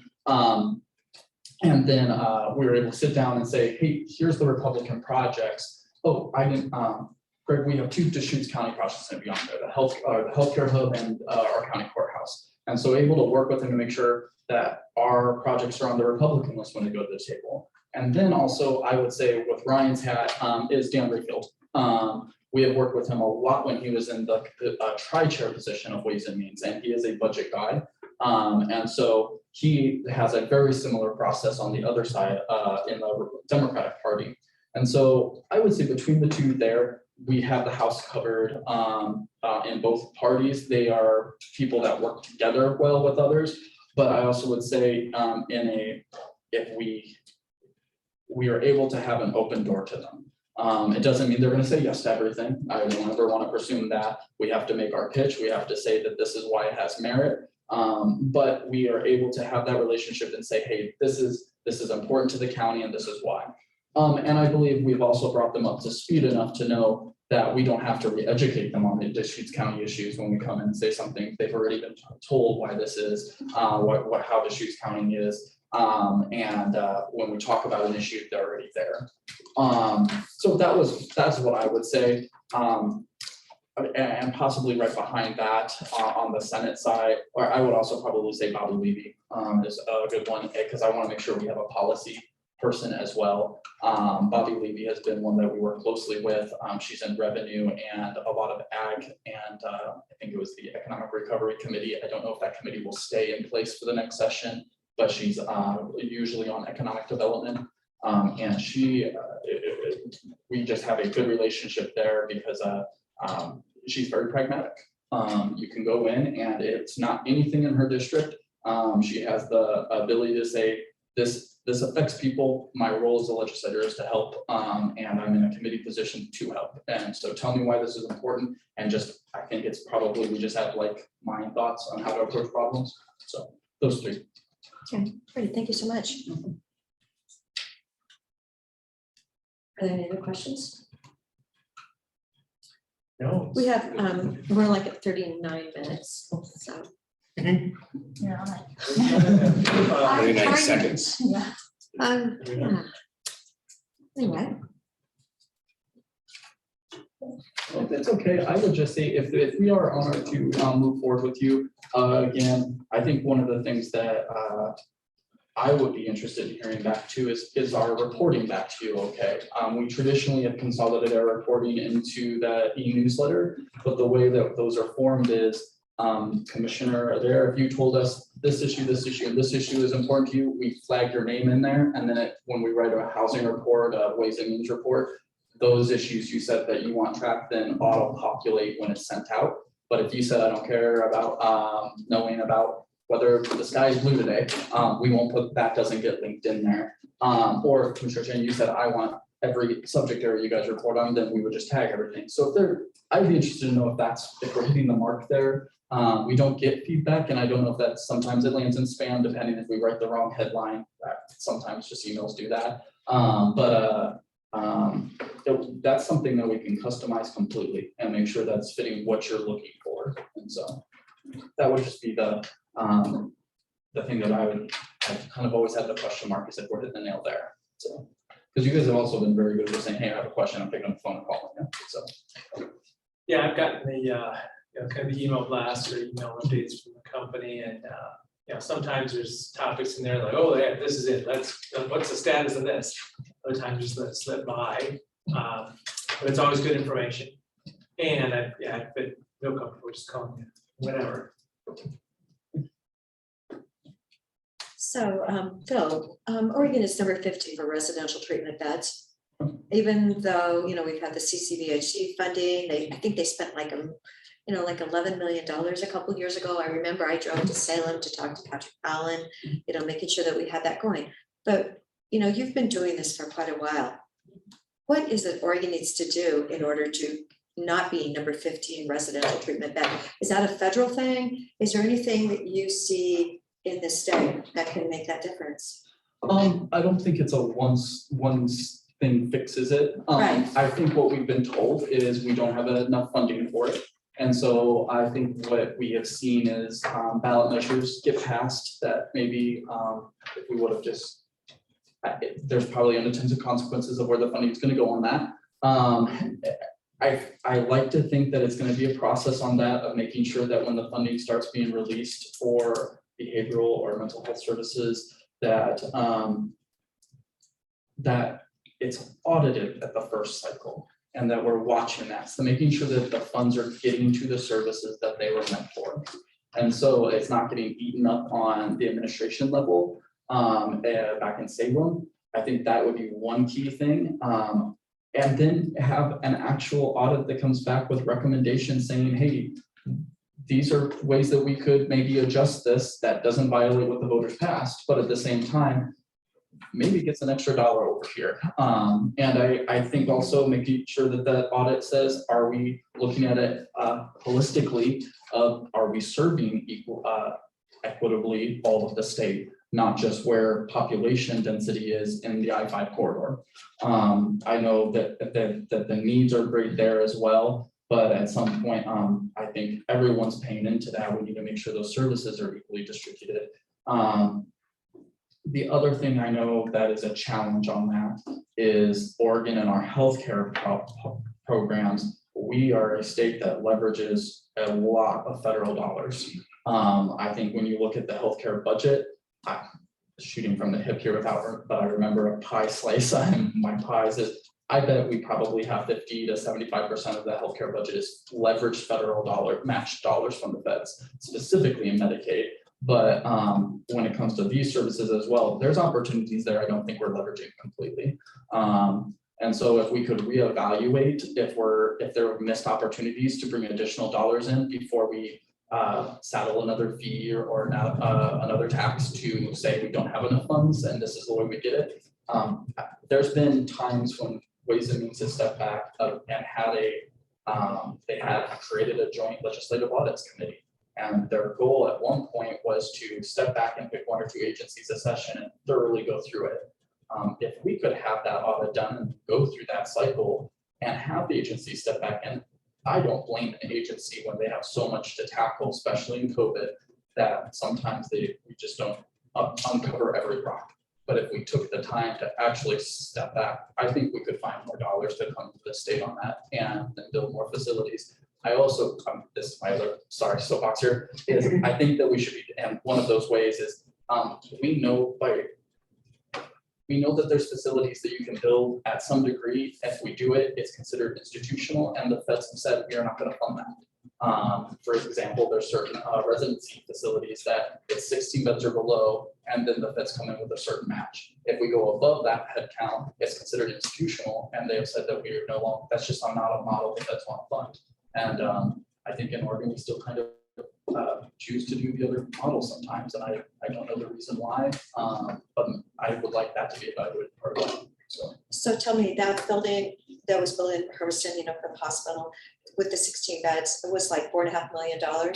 Is that being utilized now? Is somebody there now? Last I heard, that wasn't built, it's across from the hospital. It was built, I believe, by Lifeways, Mhm. coalition with OHA. But it shut down because they couldn't get the licensing. Right, And I don't know, I know somebody came in and picked up some of the services, but I don't know if they picked up the in-house services. So if all was needed for a patient was consulted counseling, instead of just having them have the residential overnight stay, the consulting services, I think, were picked up by another firm, but not the, I don't think that they're opened up for okay, stays. all So right. We're Sergeant supposed to have Lizard. started our next session. Yes, okay. Now, thank you for those answers though.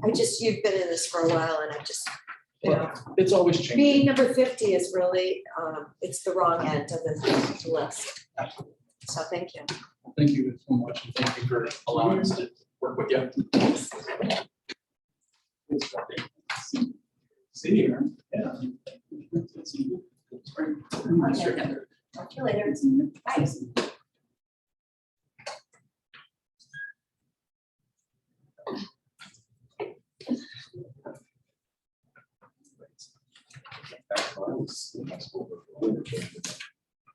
No Summit, to no Caldera, so. It's good to see you. Tony, good to see you. Yeah. Patty, Doug Riggs. Hey, nice to meet you. Doug Riggs.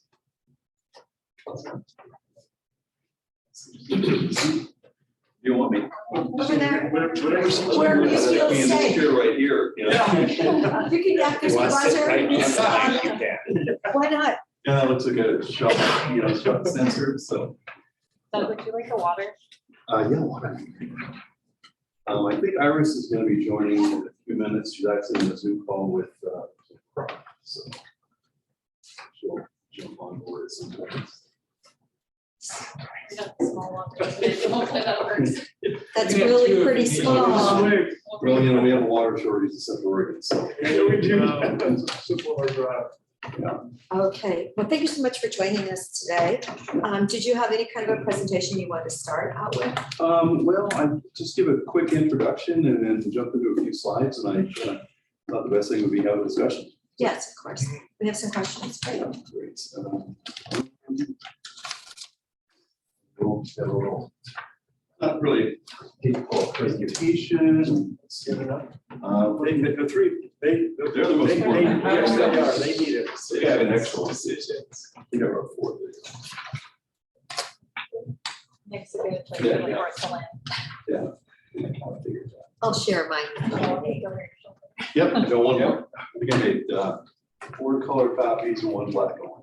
Thank you. I'll make sure that Sharon's online and we can Yeah, share it. and I can send you an electronic version. So it's not very detailed, so. Well, great. Hey, I really appreciate, being considered. As a Redmond High School graduate and a Central Oregonian, this is something that is of personal interest to me. And just a little background on myself. Telling Whitney, I grew up in Redmond. Redmond High School class of 1983, so it's been a while. But back then, there were 2 Bend high schools. Mountain View just opened up. Bend, and Redmond High School was huge at the time.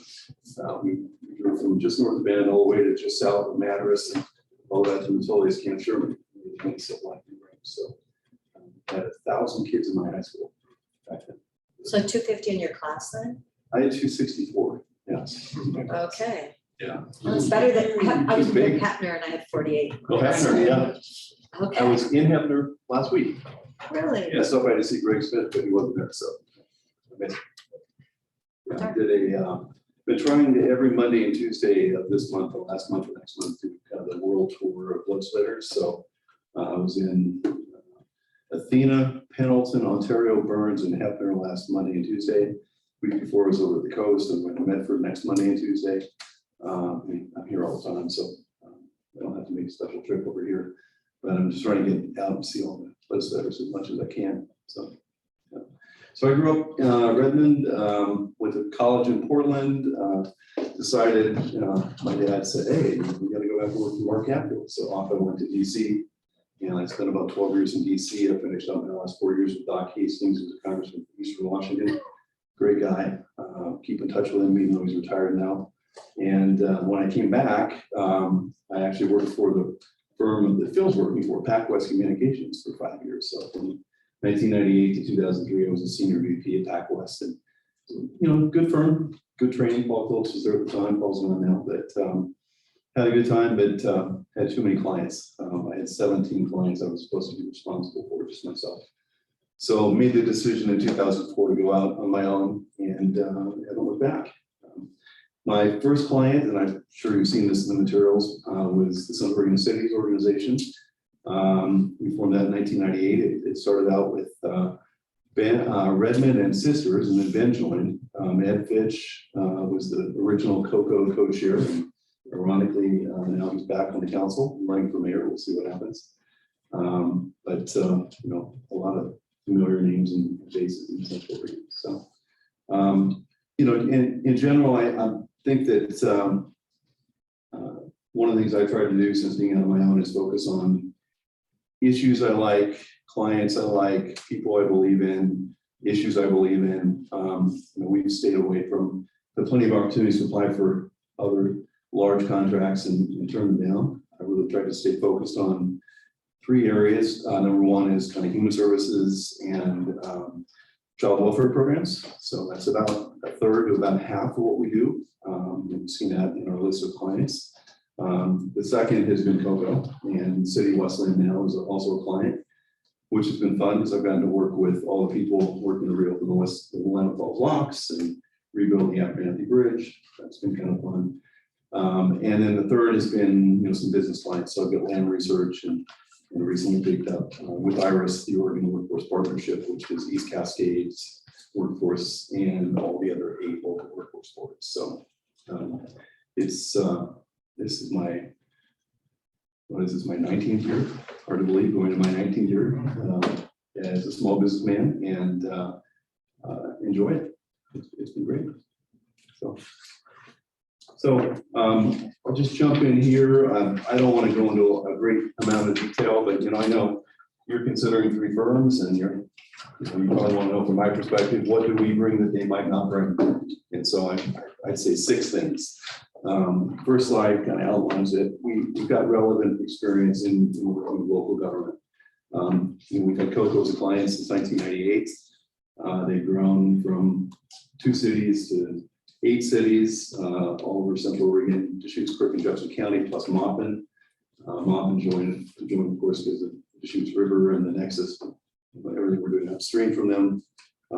For 13 years, I was actually on a county commission, the Washington County Commission on Children and Families. I was the co-chair the last 5 years. One of the ways I got to understand Janie was that, and of course, Gene Wisnet. We're closely together. Also have worked for Metro Regional Government, which is a government in and of itself, but they really have to be the partners with the local counties and local cities. Although lately, I think they're less of a partner than they probably ought to be. But back in the day, they were at the table pretty collaboratively, but that's been a while back. My work with Westland has really given me an opportunity to work with Clackamas County in particular, and I was just on a conference call with Chair Tootie Smith. She's the chair of the Willamette Falls Locks Authority, which is a brand new organization that we formed to use some state money, work with CORE and the locks. So that's been a good opportunity, not just to work with Clackamas County, but also Multnomah County, Washington County, the port, all the cities in the region, like Oregon City, Milwaukee, Gladstone, all the way up the river. So it's been a really good opportunity. And then, these are just a few of the things, but, in working with all these groups, one of the things that I've discovered is My partner in the building is LOC or AOC. So AOC has had quite a bit of staff turnover in the last 3 or 4 years. Be that as it may, I know Gina, I know Mallory very well. She worked in the building for Caddy McEwen on the coast. And I'm very close friends with Andy Smith and some of the other people. So, you know, I always call the LOC when I'm in the building, hey, you know, you can deputize me if you need me, and then I'm going to deputize you too. So collaborations work. So I guess the first thing I'd say is relevant experience.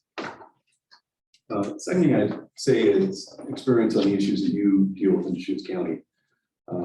There isn't a firm in the state that has spent more time on Central Oregon issues, Deschutes County specific issues than NJRC now with those policy advocates. You know, we wrote the Water Conservation and Mitigation Statute in 1999, 2001, and 2003. We overturned the appeals court decision when they threw it out in May of 2018. We've been the ringleader on all the water policy in Central Oregon. Land use has been a huge issue, whether or not it's the House Bill 47 pilot projects that Band and Redmond are pursuing, now it's been talking by Pendleton. They liked the good idea when they saw it. But it really could be a template for the rest of the state, you know, a little more local control and flexibility to be able to deal with issues that are impacting local areas. I throw economic development out here, and that's a really broad category, but I just highlight a couple things that we've been instrumental in. One was the expansion of the enterprise zone bills over the years. So we worked on every enterprise zone bill, all the tax abatement bills that impact Central Oregon. And I think you draw a straight line between some of those bills and the data centers in the region, employment growth, et cetera. I throw the airport, Redmond Airport, and Van Airport, and the Prineville Airport in that same category, economic development. That's been a key issue.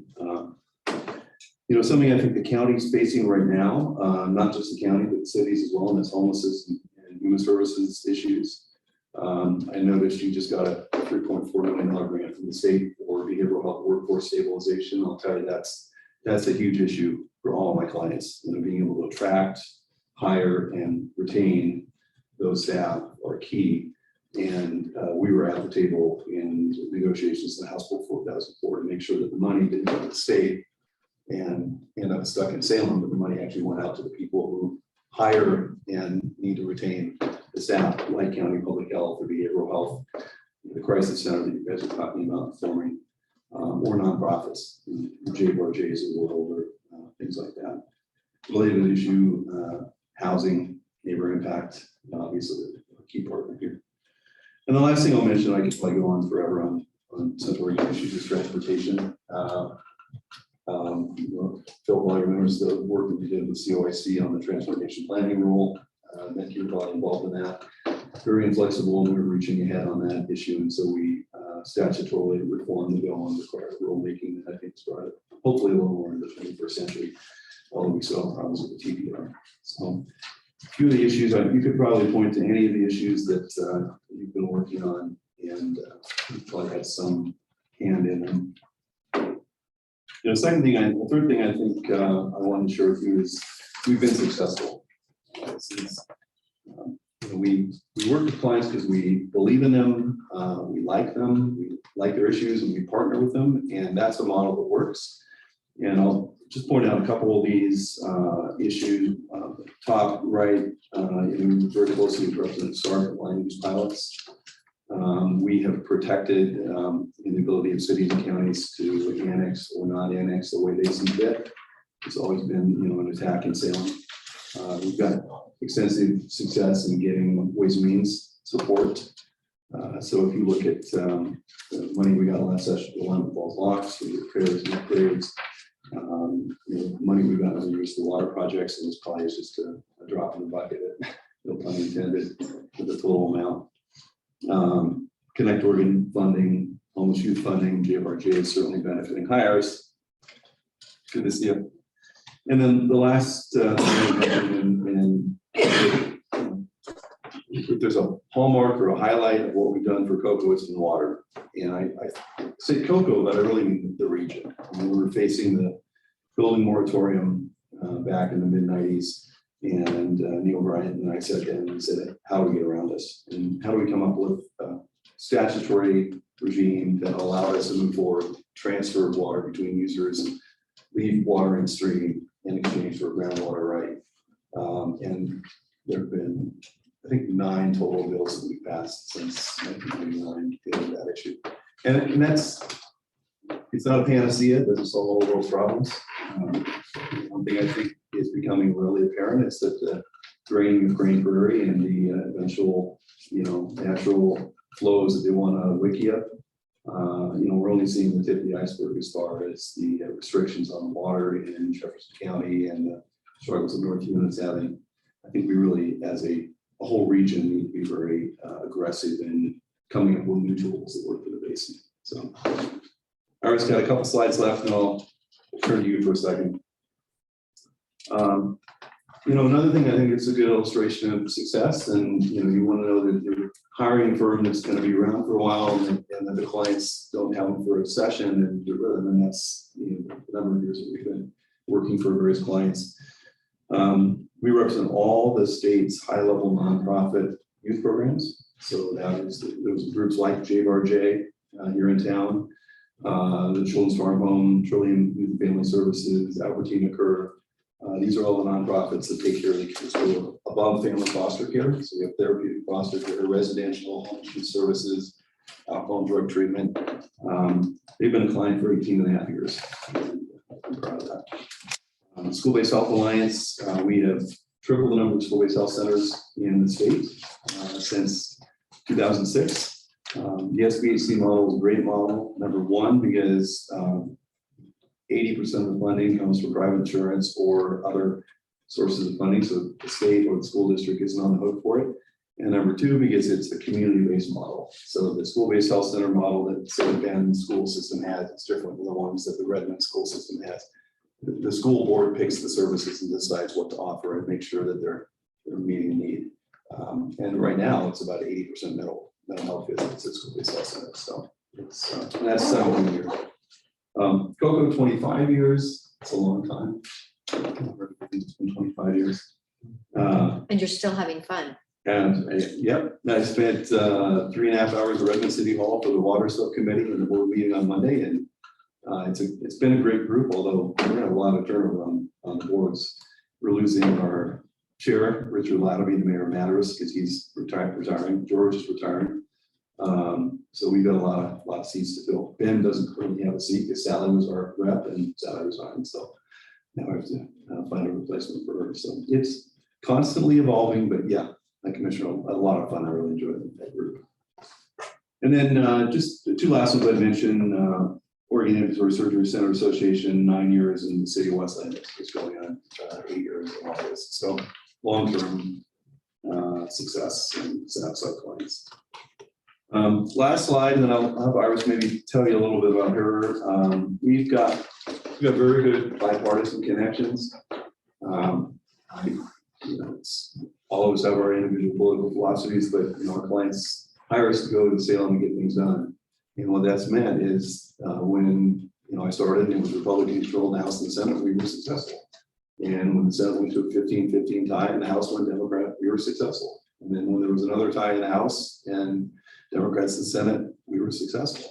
And I find that most of the issues that our clients ask us to work on are common sense issues.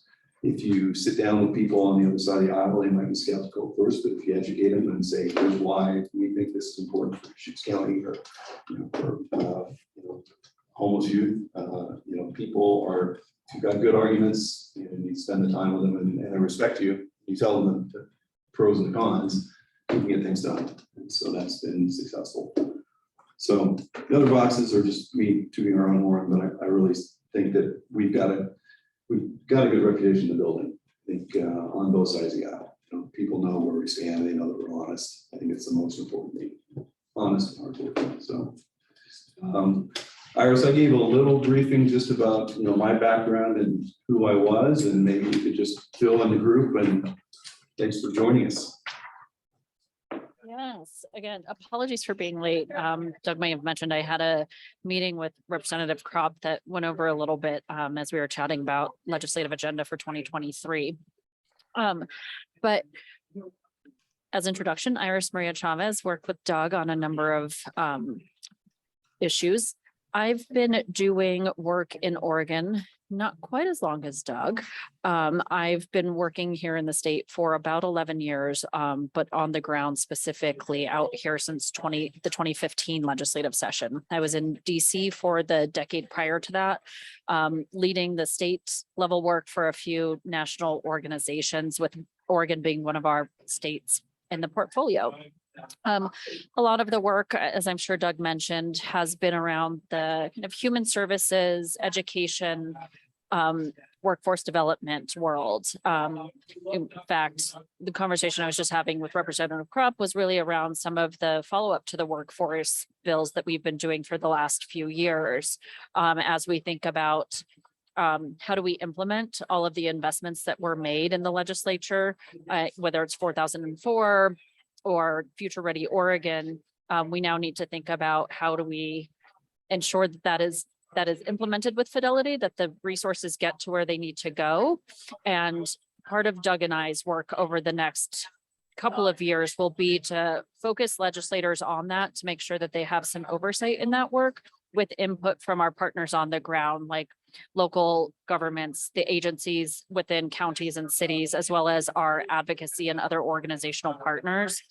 So as Doug was just mentioning, the work that we do in a bipartisan way, that will continue to be outrageously critical, I have to say, because if these investments they don't get to where they need to go, and we don't see kind of the support in communities, people might come to Doug and I and ask why that's happening. And our role really will be to continue to connect people, legislators, no matter which side of the aisle they're on, with that work. Doug, did you mention the dinner in Salishan last week? No, I mentioned briefly OWP and East Yeah. Cascade. I mean, I think that's a great example of post-session, both celebration and getting to brass tacks around how do we implement, right? We had a group of our workforce development champions from both parties together at Salishan last week, where we talked about, like, now that we've done this investment, how do we make sure that we're all working together to get the dollars out the door to the organizations that are doing the work? And that's while we have some of these legislators who are leaving, with this core group who can talk across the aisle, I think we'll be able to recruit more people to this effort in the next several months so that we can continue those conversations. I think with the work that you all are kind of gearing up for, that will be really important too, right? It's not just about like the legislators in your county area, but how are we working with legislators in other parts of the state that either have similar issues or may not understand like why this is so important to Deschutes County. And our ability to make it relevant to them is something that we can bring to your work. It just got a little bit loud in this coffee shop, so I'm going to mute and see if there's anything that Doug, that you want me to be sure that I mention from the last couple of years, or any questions that you all have that I can be helpful in answering. I think that's great, Iris. Thanks. And maybe we'll just quit there and see what questions in general you guys have. We have some wonderful questions. Okay. Yes, we do. Yes. So I noticed that one of the questions was, does this small company have the capacity to have the county as a client and provide sufficient attention? That's an excellent question. And I would say, and I think Iris can jump in, we both had experience with small, medium, large firms. And who are the people who are sitting here in front of you, the principals of the firm? And who is the person you're going to be dealing with during each session, the principals? That is one of the problems that I had in my last firm, is that the pitch team would go into a new client, and you have the president of the company and VP of the company, and they say, oh, we're promising you all these wonderful things. But the big firms have 45 clients or 50 clients. I mean, look at any of the big firms' list of clients in the state, and you'll see that they have about 35 to 45 or sometimes even more clients, and they're doing more than just lobbying. And yet their staff, when you really get down to it, is about 3 or 4 people who might be available at the time. So between Iris and I, you know, her clients and our joint clients and my clients, we have about 14 or 15 clients total, and some of them are, a lot of them are related, so they're economies of scale. Like all my kids' clients work together, so that's not like each is individually separate client, they're like one issue, and so I get to know that issue. But what that means is we have, with 3 or 4 people, we have 14 or 15.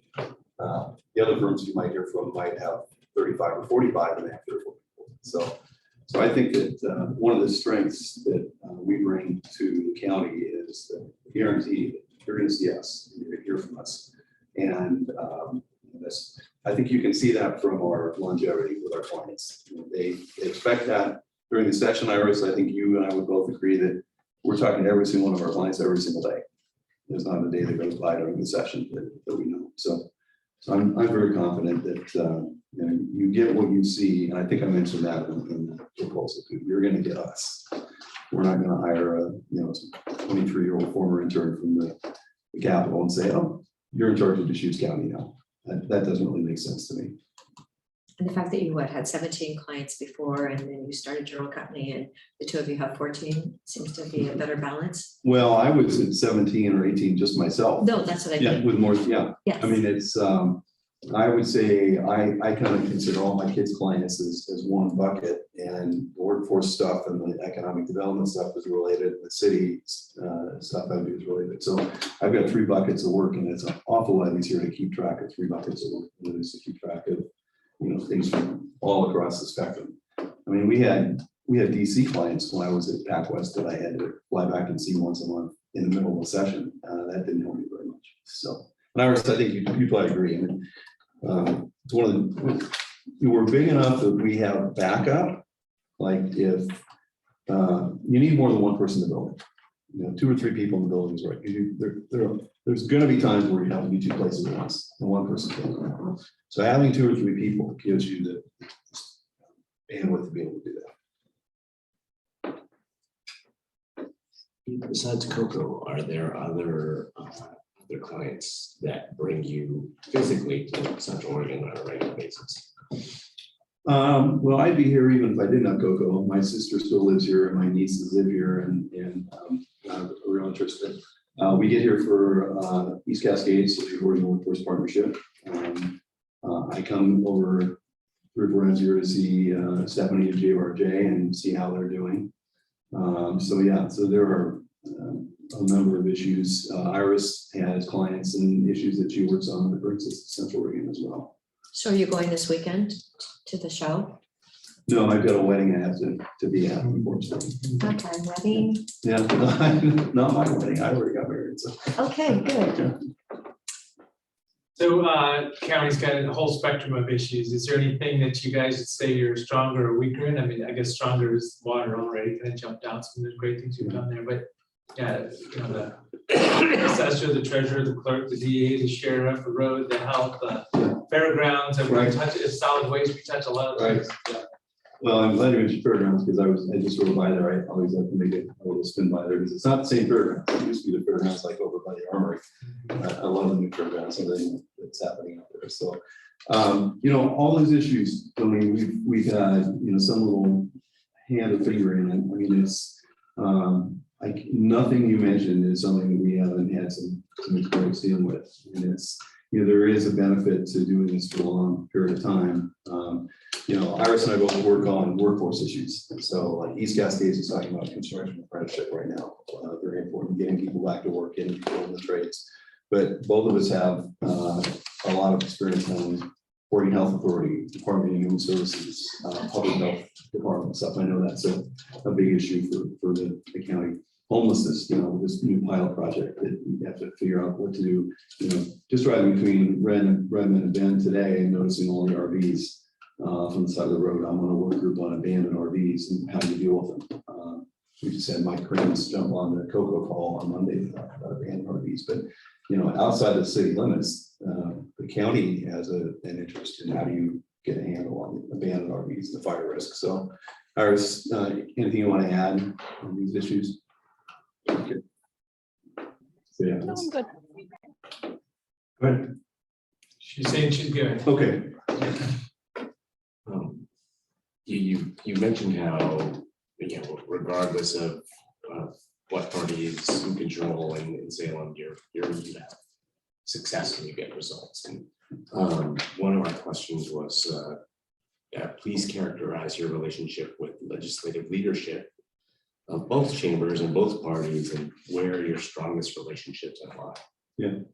I'll jump in and then Iris. Well, good friends with Tim, who, if I had to make a guesstimate today, I'd say will be the co-Senate president, potentially the Senate president. The question of who could possibly be the Democrat leader in the Senate if the Democrats hold under control is anybody's best guess. I mean, there are 4 or 5 Democrats who want to assume that, that position of leadership. But I think there are going to be the lines that were drawn for the Senate races were drawn in a way that at least Betsy Johnson's district is going to go Republican. I think most people think that. Lee Byers' district, which is South Springfield and Lynn County, appears very likely to be won by Senator Caden. That's 16-14. So one more seat, the Salem seat, Kim Thatcher goes. So I just hazard a guess that stay tuned the day after election day, but it could be 15-15. So Tim could be in a very unique and important position, and that's good for Central Oregon, good for Deschutes County.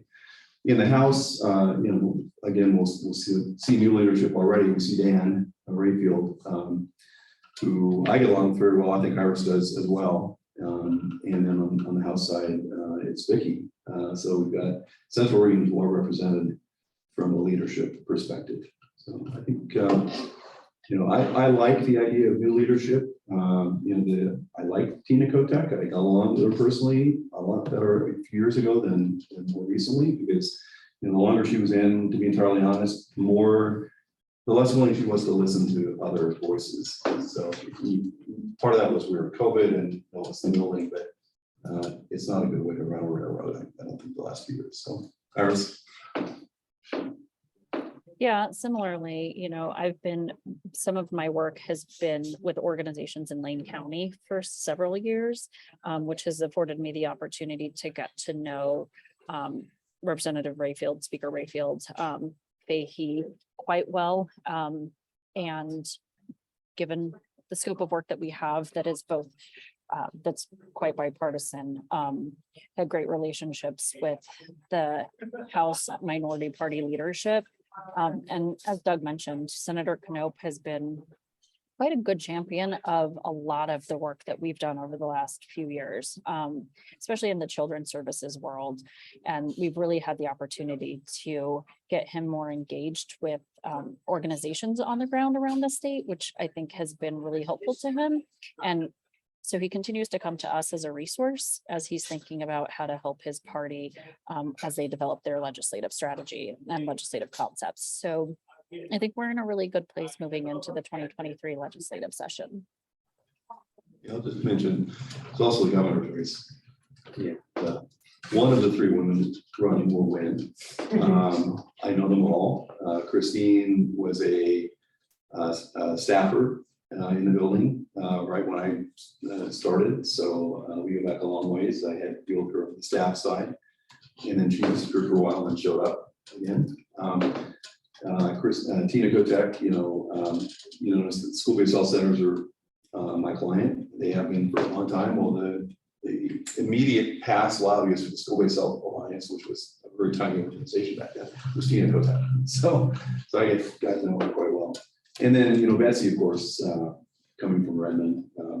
Her parents, my parents are friends. Her dad was the mayor of Redmond, appointed my dad to the sewer committee.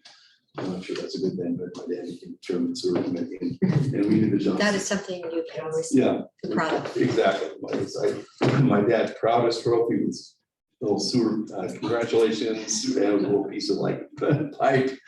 And they got the award from the EPA. This is back in 1978. Got the award to build the sewer, and because they were city was going to be basically shut down by the EPA. So we know the Johnsons and Mrs. Johnson, or Becky Johnson, was just a wonderful lady. So we go back way back with Betsy, and so I think whoever's governor, we've got a good personal relationship with all three of those candidates, so.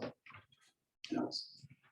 The good news is about the Redmond sewer system is they're moving their wastewater plant closer to Terrebonne, Mhm. which is going to help Terrebonne. So Oh, we've there been we able go. to, the commissioners funded that to increase the capacity for Terrebonne. Yeah, that's good. It's really kind of amazing that it's all working out. It's only taken a couple of years. That's right, yeah, I can't believe how big Terrebonne's becoming, so. Yes, My best friend in junior high and high school is in Terrebonne, so. okay, lovely. What about your budget? You have a price for interim and then session. Do you have like a certain amount of months that we have to sign a contract with you over or anything like that? Well, the budget is really, we want to be flexible with what works for you. You're a public entity, so I'm sure you have a projected budget. We want to work within your projected budget. So it's kind of a tough exercise because I'm guesstimating, what you might be willing to spend based on the work, but, we'll be flexible around what works for you. A lot of the categories kind of stay the same. There are a couple that bump up and they don't bump up very much, but we're very flexible. And I will say that we found that the best bang for the buck for a client is to have a flat fee. You know you're gonna pay, as a county, you can budget for it, and you should have high expectations. It's not gonna be you're getting a flat fee and we're gonna disappear. I promise you that. But then if it requires us to do more work than we thought, well, so be it. We have, I go back to that 2005 legislative session when the appeals court decision on the mitigation conservation program was issued on May 18th in a long session. May 18th, and it went into effect immediately. So all the temporary transfer credits and all the in-stream leasing that we'd done was gonna be out the window unless we got a stay. So we got a stay while we appealed it, but we said the stay is not gonna last until the next full session. So between May 18th and July 7th, when we adjourned, we had to pass, first of all, we had to convince people they should overturn an appeals court decision, and then we had to pass a bill out of the House and then pass a bill out of the Senate. Ironically, the Senate leader who helped us on that was Kate Brown. She actually stepped in and said, no, I think that makes sense, we can pass that. Bill passed 29-1 in a democratically controlled Senate and went to the governor, and the governor signed it on July 12th, and then we will continue. So what I use that, Commissioner, just to say that, did we build that into the COCO budget anticipating I was gonna be spending, every waking hour for 3 months from morning until night and even on the weekend working on overturning appeals court decision? No, but that's what we said we would do when we did it. And you did it. Yep. And it was literally, I was working every Saturday, every Sunday for 3 months. But boy, it felt good to get that bill passed and signed. So, That program has done a lot of really important things for us. So yes, it's been fun, exciting to watch a lot of things. I mean, I did a tour of White's Creek in the White's Creek area about a year and a half ago. And the difference between White's Creek when we first went out there and today, or the good things that are happening in the Cricket Basin. So it's given us tools and flexibility, and you see, the good growth. It's a little crazy right now, but we've been able to keep building houses and putting people in houses, and economic opportunities come along in Central Oregon, we can meet them, so.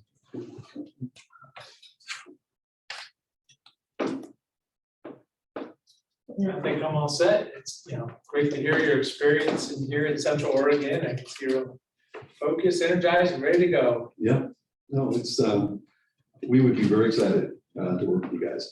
Last thing I'd say, and I think I mentioned this in the presentation, I think, with the variety of things that are coming on board and impacting the region, whether it be the Slaughter Frog decision and everything that's going to happen with that,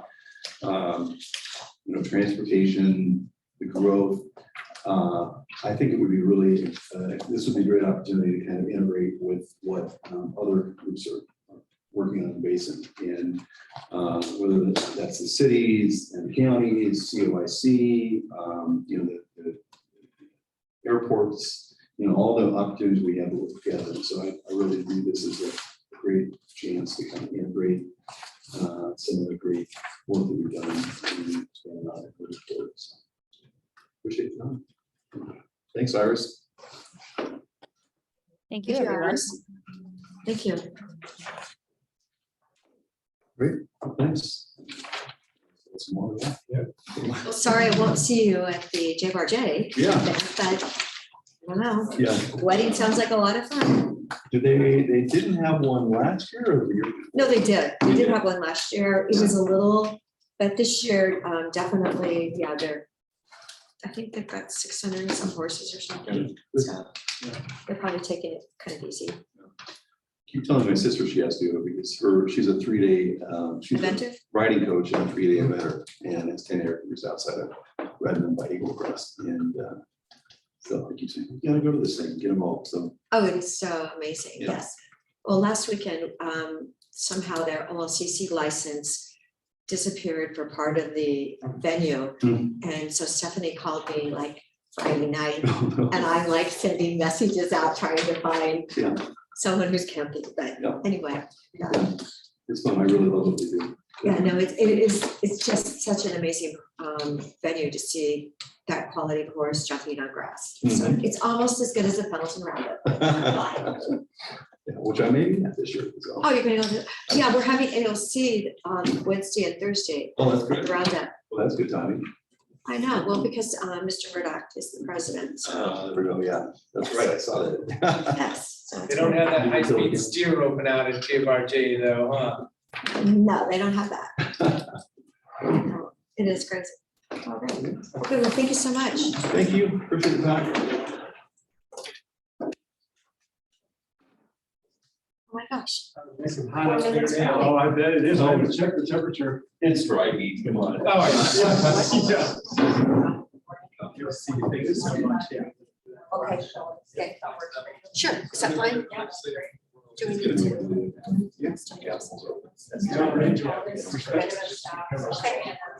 Tell them that we're gonna discuss it in person. Yep, and we'll just end. I have tons of notes. Good, that's great. Could easily could have. Yeah, it will help. Well, George, it's like great things about dogs, so. I really, no, I like, I really love. Yeah. I mean, it's kind of like, I get it when you're, well, yeah, because Patrick, I worked with for a long time, and he's really lovely. Yeah, right, exactly, right. And it was so good to me the first year. I couldn't, and the next 2 years I could understand. No one even knows. So I've got to stop making sense. Thank you for reminding me.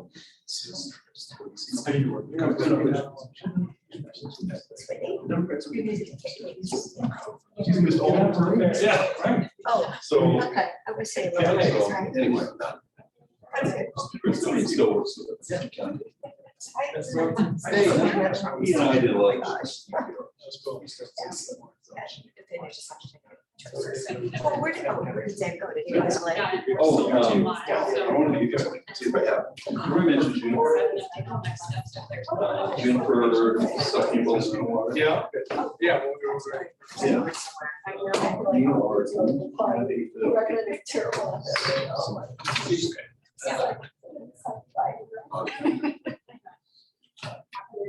Today, I went on the grounds, but I'm so glad that I don't know what to see if I like. You'll be working out more. And the vet came up and like, nobody's catching me. I know, I saw it. Yeah. Just so just higher lobby. Yeah. I don't, I don't have. One horse came through.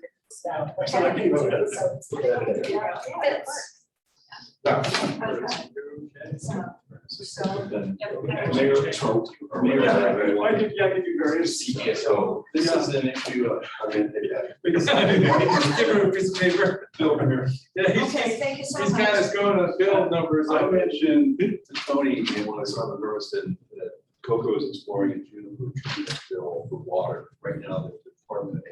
Are you talking about juniper trees? Yes. Voracious consumption of water. That is I'm like, what are we doing? Why are we not getting rid of it? Between 3 and 17 juniper, according to OSU, Tim DeBoon networks. Yes. Kirk County, but used to work for OSU. His study said between 3 and 7 each universities, 100% of precipitation on the air. Oh, I yeah, don't think it's limited to all, I just think it's No. back to natural habitat. yes. Oh, my God. So I We promised just- him I was gonna. We just got Just it. gonna limit it. We just got, what is it, the BLM funded 250,000, which probably in September, people will, private will be able to, if they're next to BLM land, Yep. apply for it. And I've been telling everybody, Yep. I'm like, we took out 70 and I could just see like another 50 that should have gone. Right. Yeah. Because it's like, they just suck it One up. time. Yeah, Yeah. no, really. So, thank you. Oh, this is wonderful Yeah, news. so unrelated, unrelated. We've never mentioned any trees. Back in the day when the Oregon watershed has been Getting working rid of really trees. closely. I don't know why they haven't done it. There was Like, still, seriously. Have you lived there a while? technical questions about Oh, how where's long the benefit lasts, right? Because you get the juniper off, Bakersfield or something? get what you're supposed to get back. Oh, yeah, no, my You get a husband. bunch of grasses. Well, no, but he actually went to Poly at Riverside. His dad was in the Air Force. Those concerns. Oh, okay. That's what my kids. I know, it's. Get rid of the juniper, the water yield into the ground. I Get remember. a substantial increase in the amount of it. Oh, he loves it. That tapers off to some pretty extent. Thinking we got a dog somewhere in there. Whatever, Austin, yeah, we went over to Pat. He was That was, looking. you know, when I I was read- a little child. Yeah, but I know, I went to I just asked Idlewild, what he did. tennis, or the science camp. Kids one time. We're, You know, where you got to sit with Mike. Well, we can do it. Yeah, I don't know. Yeah. very cool. So we go. And then I went to Yosemite. So Right. my husband and I split the week one time with him. And mainly you need to go And back. we went for the first half and I went for the second half. The principals Okay. never split the parents ever do Oh, that there's again. stuff. Because there was like too much fun. It's not a once- I was out to dinner with Wadi. Yeah, is that terrible? But it was We're trying to fun. do this. I know. Well, I know. It's precedent. Yeah. I know, it's like, oh, come on, it's too fun.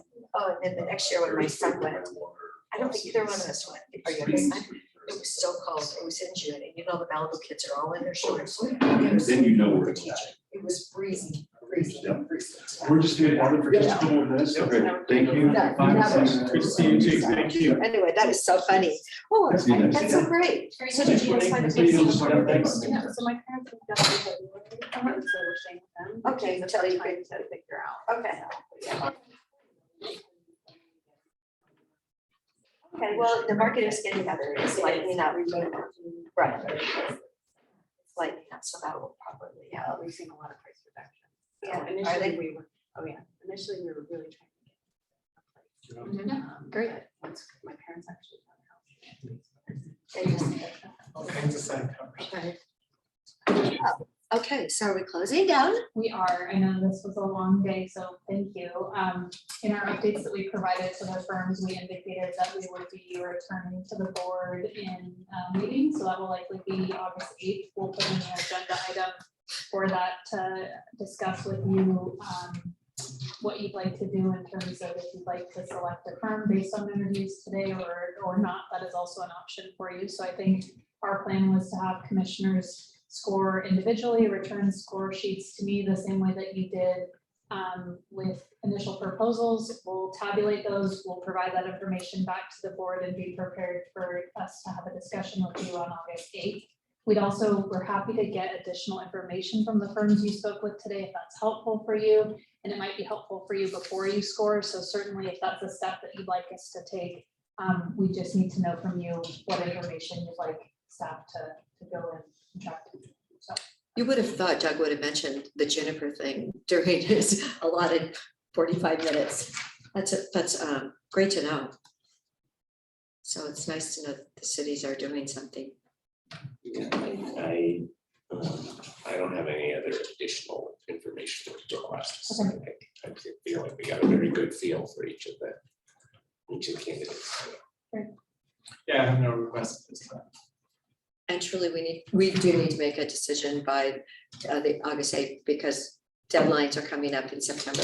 right, and it'll take staff, if the board does want to move forward with the contract and to negotiate that contract and work with legal to get it in place. So there will be a little bit of lead time to do that. So I think we want to bring it back to you just as soon as we're able, so we can move the process forward and be in a position to start thinking about your priorities and communicating with the lobbyists if we're moving forward with them.